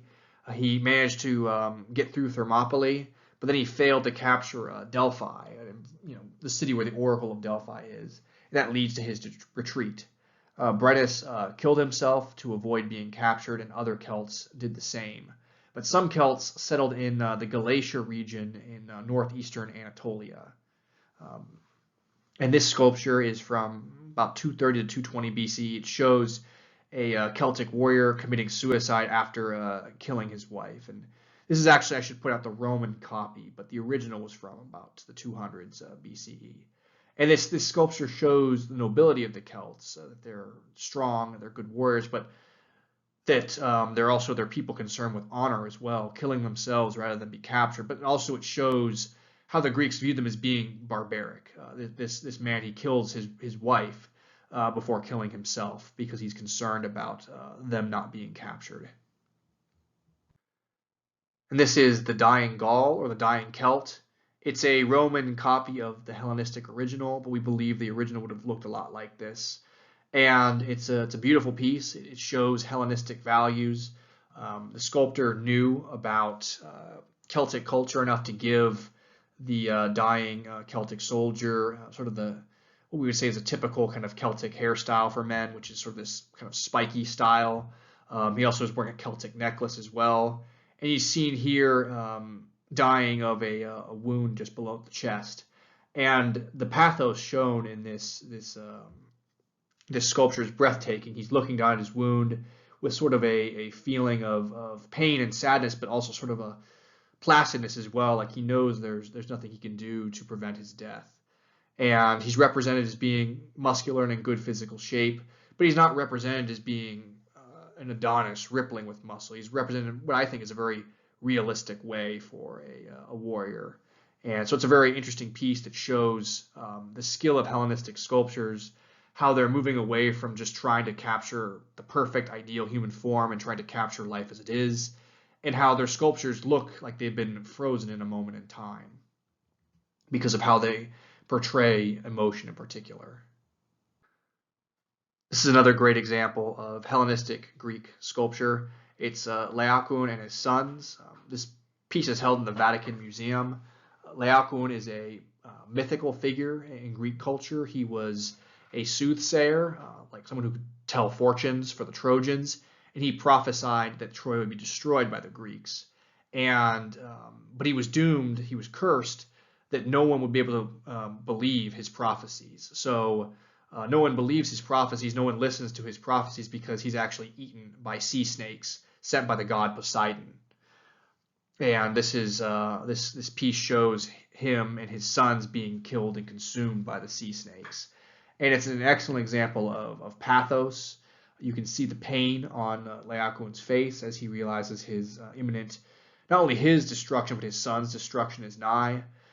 It's interesting because the sculptors have actually made his brow slightly larger. It's not quite anatomically correct, but it has the effect of making his emotions, his pathos, much more visible to the viewer. So it just shows how skilled the Hellenistic sculptors were. And the way the bodies are portrayed, Laocoon is portrayed much more muscular than his young, perhaps teenage sons are. They're portraying different body types, showing their level of skill in knowing the human form. And then the movement that you see here, they're not just standing straight, they're struggling, trying to escape these snakes. They're looking back at each other. The sons are looking to their father for help, but no help is coming. They're going to be killed. So it's another amazing Hellenistic piece. And we think it was originally part of a much larger temple, but we'll talk about that later in the video. Hellenistic sculptors also portrayed women as well, and this is perhaps the most famous Hellenistic sculpture of a woman. It's the Venus de Milo from 150 to 125 BCE, and it's currently housed in the Louvre in Paris. And the sculpture has been damaged, but I don't think anyone's going to do any major restoration work on it because it's an iconic statue with its broken arms. And this is a couple of artists' guesses of what Venus de Milo would have looked like before she lost her arms. Perhaps she was holding something and was writing. Perhaps she was leaning on a column. Others think she may have been weaving with her other hand. But either way, it's an amazing piece that shows the Greeks' skill in not just the male form but the female form as well. It shows that they're comfortable, they're becoming more comfortable sculpting women and also sculpting women in the nude, something that earlier Greeks were very uncomfortable doing. This is more speculative, but some people, some art historians and scholars think that the sculptor of the Venus de Milo was actually trying to portray disability, portray imperfection in the Greeks' understanding of disability. That perhaps this is meant to represent a woman with scoliosis, which is very interesting that the sculptor would choose to represent a goddess with a physical disability. But we don't know for sure. It's just speculation. But either way, it's interesting to think about. And it doesn't diminish or take away the beauty of this work of sculpture. So now that we've discussed Greek innovations in sculpture, I want to talk about Greek innovations in architecture, specifically the Corinthian order.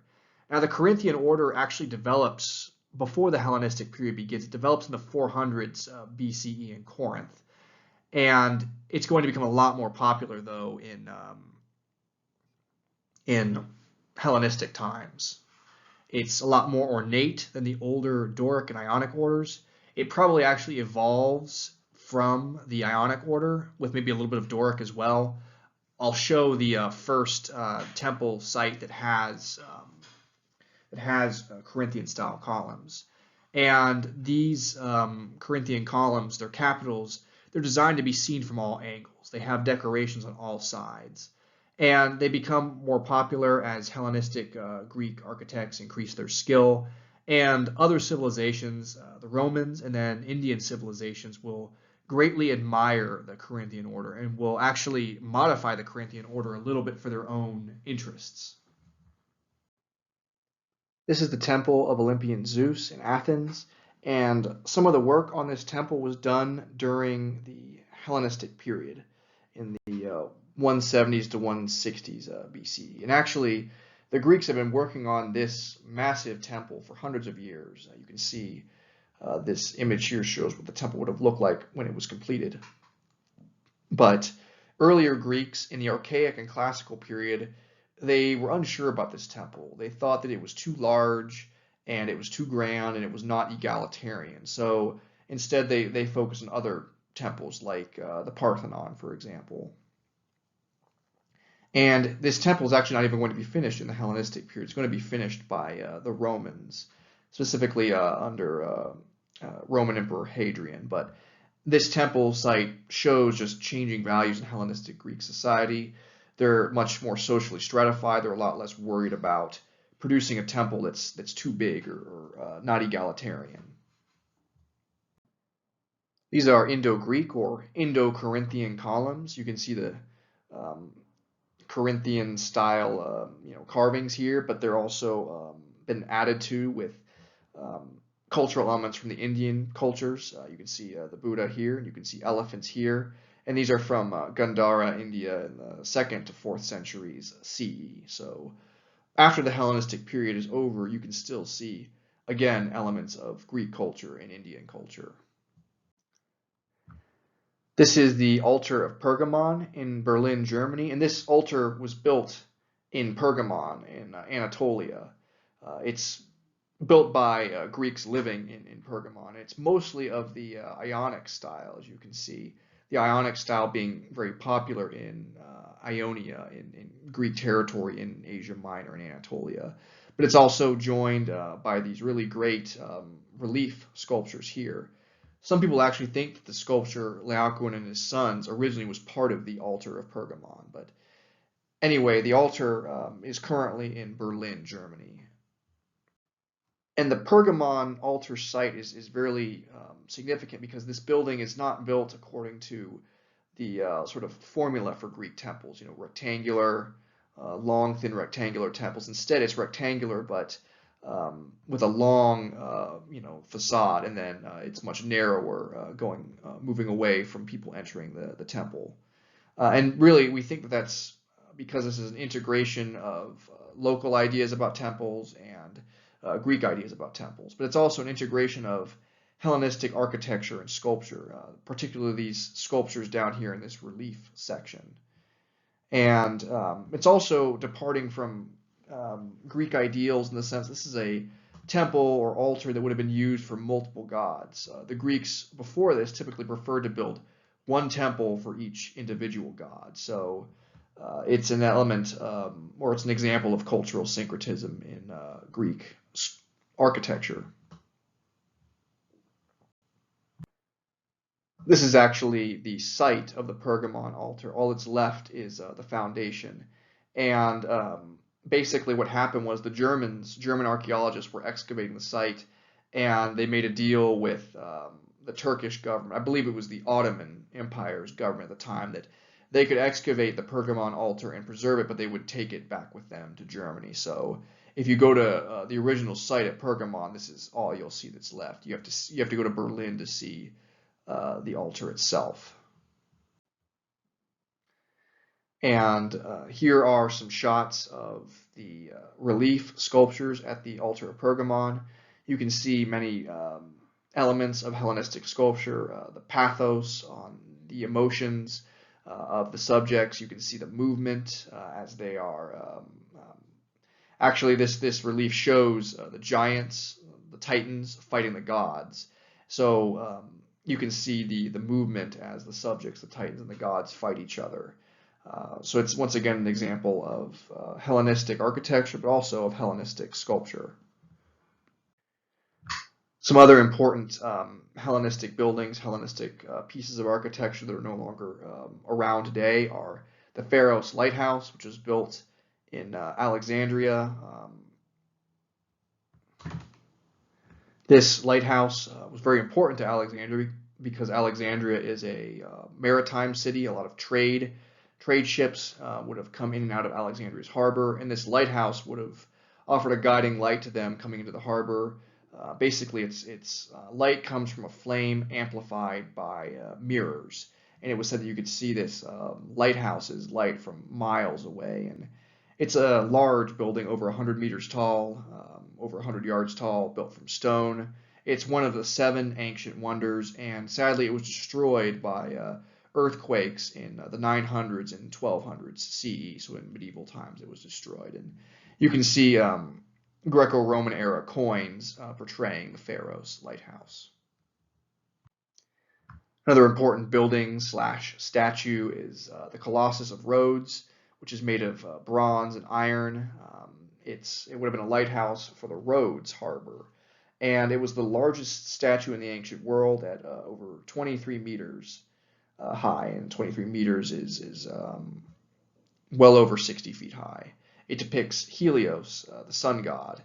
The statue fell during an earthquake in 226 BCE, and the people of Rhodes did not rebuild the statue because they thought that Helios didn't like the statue that they'd made of him. That was what the Oracle of Delphi suggested to them, that Helios had it knocked over with an earthquake. So the remains of the statue that was lying on the ground were scrapped by an Arab general in 653 CE, because remember, it's built of bronze and iron, so lots of valuable metal. And the Colossus of Rhodes would inspire later monumental metal sculptures like the Statue of Liberty in the United States. Now that we've discussed Greek architecture during the Hellenistic period, I want to talk about Hellenistic Greek pottery. And the Greeks maintained their skills with ceramics throughout the Hellenistic period. The Greeks were very skilled potters. They have been for their entire history.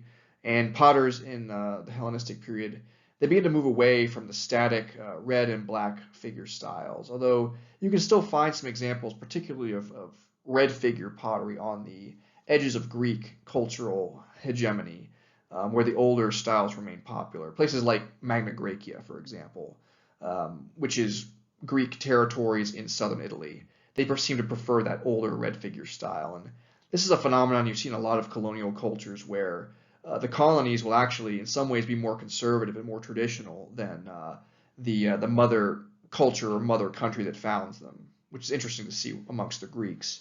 There's also new styles during this period, like Athenian West Slope ware, seen here. They're called West Slope ware because they're mostly found on the western slope of the Acropolis in Athens. And these are black in color with very simple, very minimalist designs. I think they look very sleek, and they're quite a bit different than the pottery found in other periods. On the other end of the spectrum for Hellenistic pottery is this very polychromatic or multicolored centuripe ware from Sicily. And the centuripe ware is very colorful, multiple colors are used, very intricate scenes are displayed. This is a vase that shows a wedding ceremony. It's been said that centuripe ware is too gaudy and too colorful by some art historians and art critics, but I actually really like it a lot as well. And you see that they're also incorporating in Hellenistic pottery things like different colors, different types of clay, raised reliefs here, like these leaves that have been added. And you can really see that, just as was the case with sculpture, where sculptors were beginning to get more experimental and moving away from the older, more static Greek sculpture forms, the same thing is happening with pottery and ceramics. The Greek potters are getting more creative. They're doing different things. They're not just sticking to the older red and black figure styles. We should also discuss Hellenistic Greek theater, because theater was a staple of ancient Greek culture, and this remains true in the Hellenistic period. Theater did change a little bit, though, during Hellenistic times. It remained a popular form of entertainment, but a new type of theater, or a new genre, or subgenre, you might say, emerges during the Hellenistic times. This is called new comedy. And the most famous new comic playwright by far was Menander. And new comedy of the Hellenistic period, it doesn't feature famous non-fictional people. It's about everyday Greeks, everyday fictional Greeks. So in many ways, it's a step forward because it's about regular people as opposed to being about famous elite people. In other ways, though, it's kind of a step backwards, because one of the reasons we think that new comedy shifted away from lampooning famous people the way like Aristophanes' comedies did is because there was a lack of freedom of speech during this period. Greeks were afraid of criticizing their rulers, the Hellenistic kings. The plays of Aristophanes, where he mocked famous leaders like Pericles, for example, that would have been unthinkable during the Hellenistic period. So they went with this safer sort of new comedy genre. And these new comedy plays are a lot more like soap operas. They're about everyday people in everyday life facing everyday problems.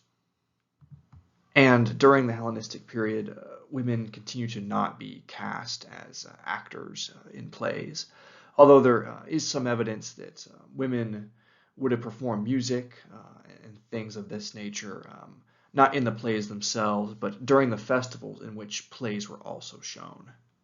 So women were barred from theatrical productions as far as we can tell, but they were not entirely barred from public performance, just not theater.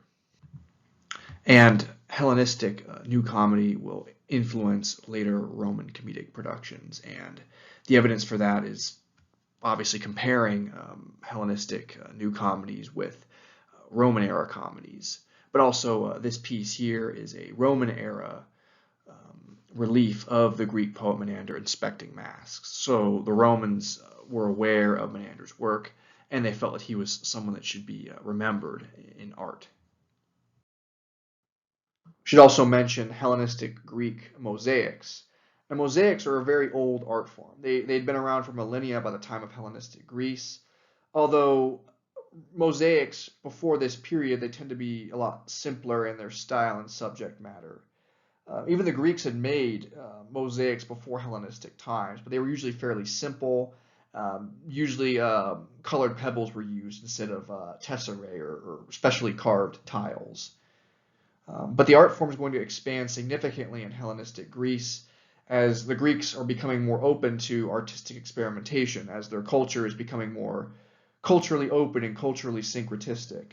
And mosaic artists, they'll make their mosaics using tiles called tesserae, and they're going to imitate other types of Greek art, especially ceramics and frescoes, and gaining inspiration for their subjects.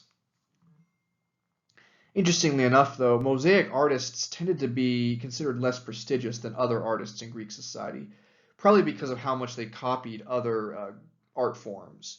Also, these mosaics, they're often on the floor. It's art that you're walking over as opposed to art that's on a wall like a fresco or a statue, that you're looking at, or a piece of pottery that you're admiring in your hand.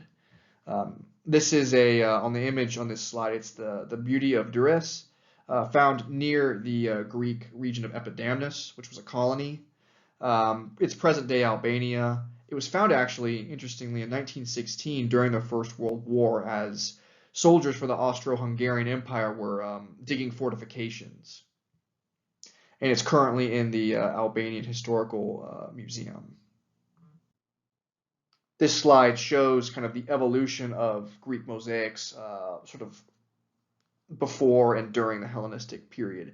On the left is a stag hunt from Pella. Pella is in Macedonia. It's from the late 4th century BCE, so it's kind of really before the Hellenistic period gets going. And it's an interesting piece for sure, but the quality of the tesserae is pretty low. There's not a lot of different colors being used. And with later mosaics, you can see a lot more colors being used. There's a lot more depth and detail to the subjects. This second one, although it's heavily damaged, we can see that it's Dionysus with wings, the Greek god of wine, riding on a tiger. A tiger, of course, there's no tigers in Greece. This is something they would have witnessed in India. So it shows the Indian influence in Greek mosaics and cultural syncretism. And this piece is from the late 2nd century BCE. And on the right is a nymph riding a sea monster. This is from Rhodes in the 2nd century BCE. And you can see with this mosaic, there's a human subject, a mythical subject, and then there's really beautiful designs. So you can see how skilled mosaic crafters have become. And of course, you can see the quality of the tesserae and all the colors that are used too. So you can see how mosaics evolve during this period. In addition to important evolutions in art, the Greeks also make a lot of evolutions in their philosophy and their learning as well during the Hellenistic period. Some new philosophical schools emerged during Hellenistic times, and many of these schools have developed from older schools that have been around before the Hellenistic period. There's groups like the skeptics, the cynics, the atheists. These were philosophical schools that were inspired by earlier philosophical traditions. The skeptics basically questioned everything. They were a lot like the sophists that we talked about in a previous video. And the cynics, they rejected possessions and they wanted to have a return to nature.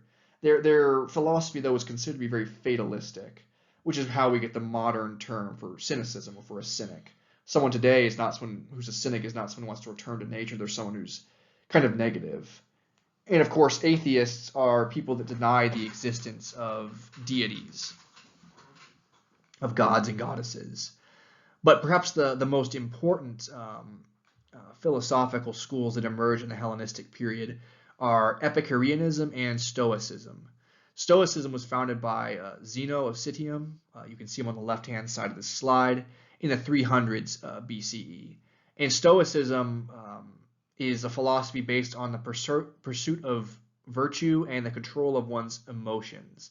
And Stoicism is heavily influenced by Aristotelianism, but it became more popular and became more of its own thing during Hellenistic times. Epicureanism was founded by Epicurus, who you can see on the right-hand side of this slide, in about 307 BCE. And Epicureanism is about the pursuit of pleasure, true pleasure, and the avoidance of pain.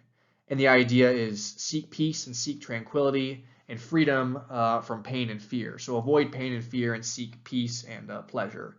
And it's meant to be kind of a rebuttal of Platonism, which was all about duty and creating an ideal society. It also is a rebuttal and a sort of an attack on Stoicism, where Stoicism is all about virtue and doing the right thing and controlling one's emotions even in the face of pain. The Epicureans want to avoid pain and seek pleasure. Many Epicureans did not believe in divine intervention, and some even questioned the existence of gods. Basically, Epicurean followers argued that the gods don't really exist, or if they do, they don't really care about human affairs. Therefore, the best thing that you can do in life is seek pleasure and seek to avoid pain and seek to live a peaceful life. And both of these philosophies are going to be very popular amongst the Romans. A lot of Roman emperors, for example, will adopt Stoic philosophy, and a lot of Romans liked Epicureanism as well. Like previous philosophical schools in Greece, Stoicism and Epicureanism were reactions to the life in the world of Hellenistic Greece. Stoicism helped Greeks deal with their loss of freedom and egalitarianism, and it taught them not to resent the elite people who ruled them. The Stoics would have said it's better to be poor and virtuous than to be rich and powerful but also be immoral. Epicureanism taught Greeks not to worry about the fact that their society was becoming less free and more stratified, and instead they should just pursue a comfortable life free of pain. Kind of like 1960s hippies. Tune in, turn on, and drop out. This is a restored stoa or colonnade, basically a large porch in Athens. And Zeno of Citium and his followers would have met together in stoas like this to talk about Stoic philosophy. And that's where we get the term Stoicism from, because they used to meet in stoa buildings like this one. And this, of course, is a restored stoa. It's a mix of the Doric and the Ionic orders. Although what's very interesting is the Ionic columns lack the fluting that is characteristic of the Ionic style. The Hellenistic Greeks also made some very important scientific discoveries. Perhaps one of the most famous Hellenistic Greek scientists was Archimedes. And wealthy Hellenistic Greek rulers supported thinkers to help them develop new military technologies. Hellenistic Greece is a time of a lot of warfare between the Diadochi and between other people in the ancient Mediterranean. Archimedes actually works for Sicily, helping the Greeks in Sicily defend themselves against the Romans in particular. He'll work for King Hero II of Syracuse. Archimedes develops both military and civil technologies like the Archimedes screw, which is a technology used for pumping water. And we'll talk about some of the other military technologies he makes as well. He also calculated pi and is said to have discovered hydrostatics or displacement while he was taking a bath. There's also a lot of other famous Hellenistic scientists like Eratosthenes from Cyrene, who mathematically proved that the Earth was round. So a lot of scientific discoveries being made in the Hellenistic period as well. This is a 16th century woodcut of Archimedes in the bathtub saying, "Eureka, I found it," as he figures out hydrostatics. Here is the Archimedes screw, which helps you move water up as needed. And the Archimedes screw is in use today in many technologies. So it just shows really the genius of Archimedes. Archimedes also developed military technologies, improved siege engines like catapults and ballista or ballistae, plural. And these devices would have helped Sicily and Syracuse maintain its independence against the Romans. Once again, the importance of military technology in civilizations either conquering other civilizations or defending themselves from their attackers. This is a drawing of Archimedes' ballista that he developed sometime in the 200s BCE. This is a recreation, although it's a Roman recreation. So Archimedes' technologies were so good that the Romans copied them and used them themselves. And these are some metal bolt heads that would have been attached to arrows that would have been launched out of the ballista. The ballista is basically a giant crossbow that can sling rocks or sling arrows at the enemy. On this slide, we're getting into some more speculative territory. This is Archimedes' claw. Perhaps if it was made around the 210s BCE, and it was designed to protect Syracuse from Roman ships that were attacking. Basically, a claw was hooked to a series of levers and pulleys, and it would basically pull hostile ships out of the water, causing them to capsize and sink. Some historians question whether it really existed, and scientists and engineers have questioned if it was even feasible from an engineering perspective. But we'll talk about that more in the next slide. So Archimedes' claw was found to have been practical, that it could have worked. But Archimedes' death ray is probably something that was even less practical than the claw. It's been determined to be scientifically possible, but it's unlikely this weapon was ever made. Basically, what it was, if it even existed, was it was a series of mirrors that amplified the heat of the sun. They could be directed at enemy ships, causing them to catch on fire. There were even attempts on television shows like Mythbusters to create Archimedes' death ray, and the Mythbusters show was not able to recreate it, but other engineers were able to make it.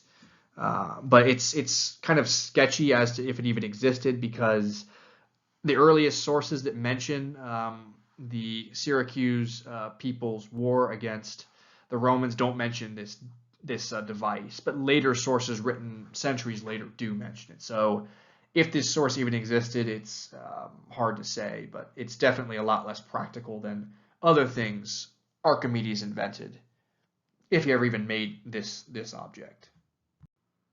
One of the most interesting and indeed enigmatic Hellenistic Greek artifacts showing their scientific and engineering knowledge is the Antikythera mechanism. And archaeologists and scholars think that it's a type of analog computer, really the oldest analog computer in the world. It's a very sophisticated device. It contains possibly as many as 30 different gears. And this device was found in a shipwreck off the southern coast of Greece. It was found about the beginning of the 20th century. And we're not exactly sure what the device was used for, why it was on a ship. Some people think that it was perhaps used to record astronomical events, and then by recording the astronomical events, predicting the astronomical events, the ships could basically triangulate their position. So it was being used as a navigational device, is what some people think.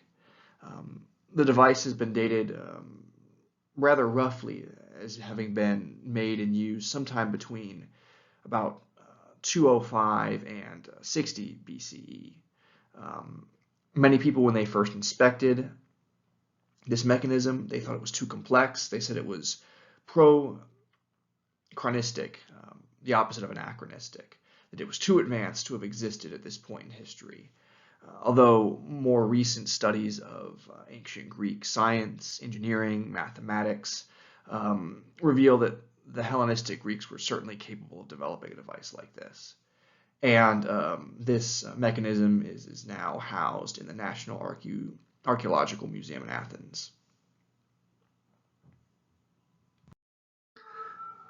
In addition to making significant discoveries in the fields of science and engineering, Hellenistic Greeks also made major discoveries in the field of medicine, particularly when it came to anatomy. They built on the work of previous physicians like Hippocrates, and they made medicine a lot more empirical and a lot less religious. At the same time, though, devotion to Asclepius, the god of medicine, remained popular. So there's still a little bit of a religious component in medicine, but it's becoming much more scientific and much more empirical in the Hellenistic period. And physicians are able to make a lot of discoveries in this period because they're dissecting human cadavers.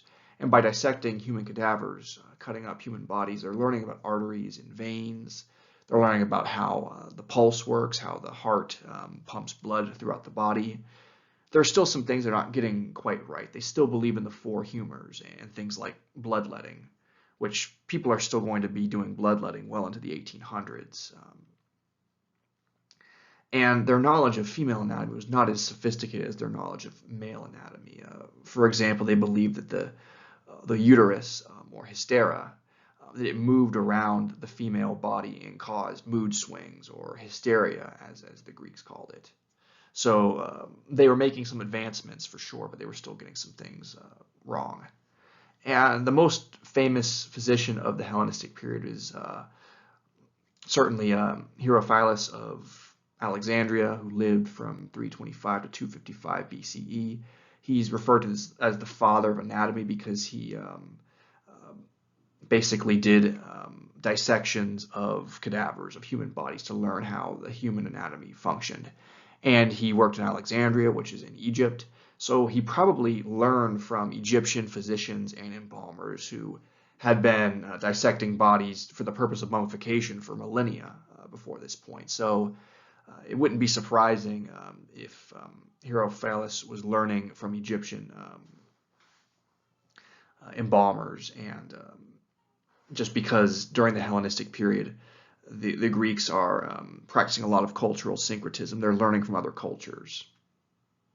And the images on this slide are, on the right is a modern 20th century image of Herophilus doing a dissection of a human cadaver, and on the left side of the slide is a collection of reproductions of Greek medical instruments. And these are supposed to be a 5th century BCE medical instruments, so a little bit older than the Hellenistic period, but it's possible medical tools like this were still being used even during the Hellenistic period. And these are reproductions, they're not originals.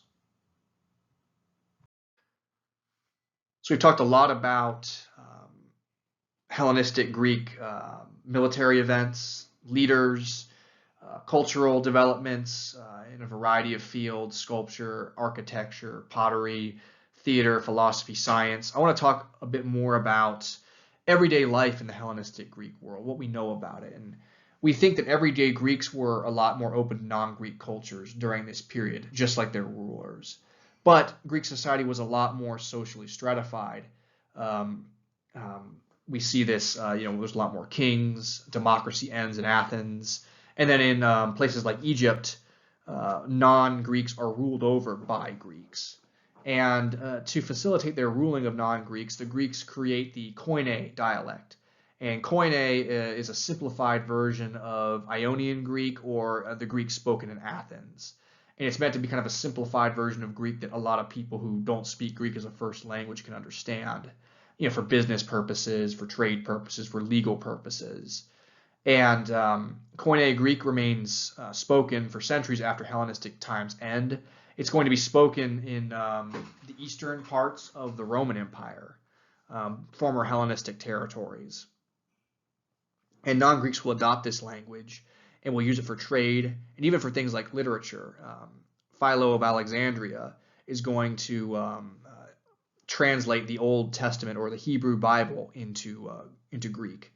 By the way, the New Testament, the Christian Bible's New Testament, is written in Koine Greek. And what you'll see is that in these Hellenistic societies, some Hellenistic rulers were more tolerant than others. Some conquered peoples accepted Greek rule and Greek culture, others did not. And there's a lot of factors as to why that was, and we'll talk about that a bit in the next couple of slides. And the image on this slide is a recreation of Alexandria, Egypt. Alexandria, Egypt is home of the Pharos Lighthouse. It's also home of the Great Library of Alexandria, which was unfortunately burned down in 48 BCE. This is a image showing the Greek translation of the Hebrew Bible, and this is a bust of Philo. This was actually happening technically after Hellenistic times had come to an end, after the Romans had taken over these Greek territories, but it still shows the cultural syncretism between kind of Greco-Roman people and non-Greco-Roman people. So I think mentioning Philo's translation is worthwhile in this video. So the opposite of cultural syncretism would be cultures going to war with each other. And that's exactly what happens in the Maccabean revolt. The Seleucid leader, or king of the Seleucid Empire, Antiochus IV, who ruled from 215 to 164 BCE, fought a war against Egypt, another Hellenistic Greek power, but he also fought against and persecuted his Jewish subjects living in Judea and Samaria. And Antiochus IV was called Antiochus Epiphanes, meaning Antiochus, God manifest. Certainly a very bold name. But a lot of people who didn't like him joked and called him Antiochus Epimanes. And Epimanes means the mad, and it's kind of a pun, a play on words. So he's sort of a mad king kind of figure. Antiochus angered his Jewish subjects by defiling the Jewish temple. He sacrificed to a statue of Zeus, or to Baal. Baal is a Canaanite thunder god, a lot like Zeus, and he sacrificed pigs, animals that were seen as being unclean by Jewish people. So not only is he worshiping a false god in the temple, he's sacrificing animals they believe to be unclean and unholy, and it really angers a lot of Jewish people, and rightly so. And more traditionalist Jews will choose to revolt because of this persecution. Now, in Jewish culture at this point in history, there's factions of Jewish people. Some Jewish people are more acculturated. They've given up elements of their Jewish culture and adopted Greek culture. They speak the Greek language. They read Greek philosophy. They even write religious texts that are heavily influenced by Greek philosophy. But other Jews choose to be much more traditionalistic, studying the old Jewish religion in Hebrew, sticking to the older Hebrew Bible, and practicing sacrifices. And these Jews are going to be the ones who are going to revolt against Antiochus. And their leader is going to be Judas or Judah Maccabeus or Maccabee. Maccabeus means hammer. It may have been a title, or it may have been because Judah liked to fight with like a hammer type weapon, a war hammer. And the Jews will eventually attain independence from the Seleucids in 140 BCE, and they'll create what's called the Hasmonean kingdom, which actually remained independent until 37 BCE. The Hasmonean Jewish kingdom actually will outlive the Seleucid empire that it breaks away from. And the revolt inspires the Jewish festival of Hanukkah that Jewish people around the world celebrate today. I want to talk a bit more about the Maccabean revolt's significance. This revolt is not only important for Jewish people as a religious and cultural holiday, but for people studying Hellenistic Greek history. It shows that non-Greek people were willing to accept Greek rule as long as the Greeks showed respect for their traditions, their indigenous and local customs. The Jews did not revolt against the Seleucids until Antiochus IV really began to attack the Jewish religion and persecute the Jewish people. when Greeks did not respect their subjects' traditions or tried to too forcefully acculturate them as Antiochus did, conquered people would rebel against Greek authority. Look at the Seleucid Empire that breaks apart, but compare it to the Ptolemaic Greek Empire, where the Ptolemies were, comparatively speaking, very open to Egyptian culture, and the Ptolemaic Empire outlasts the Seleucid Empire by a lot, by over 30 years. And arguably, the Ptolemies also, their empire doesn't shrink in the same way that the Seleucid Empire does. The Seleucid Empire starts very, very large; it gets smaller and smaller, whereas the Ptolemaic Empire doesn't change a whole lot in size until it's ultimately taken over by the Romans. And the Romans will learn from the Hellenistic Greeks and will take a similar approach with their conquered non-Roman subjects. That is, when the Romans respect local and indigenous cultures, the local and indigenous people tend to get along pretty well with the Romans, and the Romans get along well with them. But when the Romans don't respect local and indigenous traditions, that's when rebellions take place. And that's actually going to lead to the image on this slide, which is a relief showing the Roman triumph over Jerusalem, or the Romans will destroy Jerusalem in 70 CE after a Jewish revolt.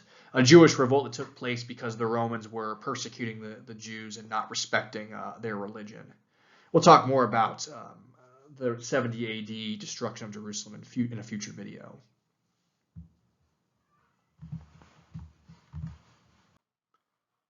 As we come to the end of this video, I want to talk about how the last remnants of Hellenistic Greek hegemony are taken over. First, I'll mention the Roman takeover of Greece, which takes place from between 200 and 146 BCE.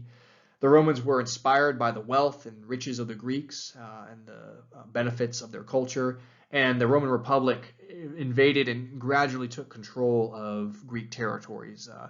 Magna Graecia, Greek colonies in Italy, and then the Greek homeland, the Greek mainland, including Macedonia. And this happened over the course of about 50 years, or at least the conquest of Greece took place over about 50 years, from 200 to 146 BCE. A decisive battle was fought at Corinth in 146 BCE. You can see on the left-hand side of this slide. In the background are the Roman Republic troops fighting the Greeks here in the foreground. You can tell who's Roman and who's Greek by the armor they're using and equipment they're using. And although the Greeks had lost their independence, their culture will survive as the Romans adopt and had been adopting many elements of Greek culture. Elements of Greek culture live on in the Indian civilizations, and as admirers of Greek culture, the Romans will take elements of Greek art and culture and spread it across their territorial holdings. So it's kind of the end of Greek political power in the ancient world, but certainly not an end of Greek cultural power. A couple more points about the Battle of Corinth in 146 BCE. Corinth was a very wealthy city in Hellenistic Greece. It was on an isthmus connecting the Peloponnesian Peninsula with the rest of Greece. And so it was a very important trade site, and it was very wealthy, probably at this point the wealthiest of all Greek cities. So naturally it becomes kind of a focal point of resistance to the Romans, and the Romans will target Corinth and destroy it. And then they will end up rebuilding Corinth, actually, because it's in such a strategic location. And the Romans will take over the Seleucid Greeks in 64 BC and the Ptolemaic Greeks in 30 BCE. And the last Ptolemaic Greek ruler of Egypt is Queen Cleopatra, who we'll talk about in future videos and who we've talked about a little bit in our video about ancient Egypt. Conclusion. Alexander the Great expanded the Macedonian Empire. He took over the Greek city-states to the south, and then he brought Greek culture to 3 continents, parts of Europe, Asia, and then Africa, North Africa and Egypt specifically. After Alexander's death, his empire does dissolve between the Diadochi, who fight amongst each other. But in spite of the dissolution of Alexander's empire, Greek culture remained prominent in these regions that Alexander initially took over. And in some cases, it will mix with local traditions. The Diadochi rulers and those that followed them practiced cultural syncretism. some better than others, and they will take Greek culture in a more syncretistic direction in the Hellenistic period. The Greeks in the classical period were more suspicious about non-Greek cultures, but now that the Greeks are ruling non-Greek people, they're becoming more open to non-Greek cultures, with some limits and exceptions, of course. This openness for many Greeks was very self-interested, because they wanted to rule non-Greek people. And all the while, Greek artists and thinkers continue to make advancements in their fields, as we discussed, in philosophy, theater, sculpture, ceramics, architecture, mosaics, etc. And Greek culture will live on even after the Greek mainland and the other Diadochi states are taken over. And much of this territory, this Greek territory, is taken over by the Romans. And the Romans will be the subject of the second half of this course.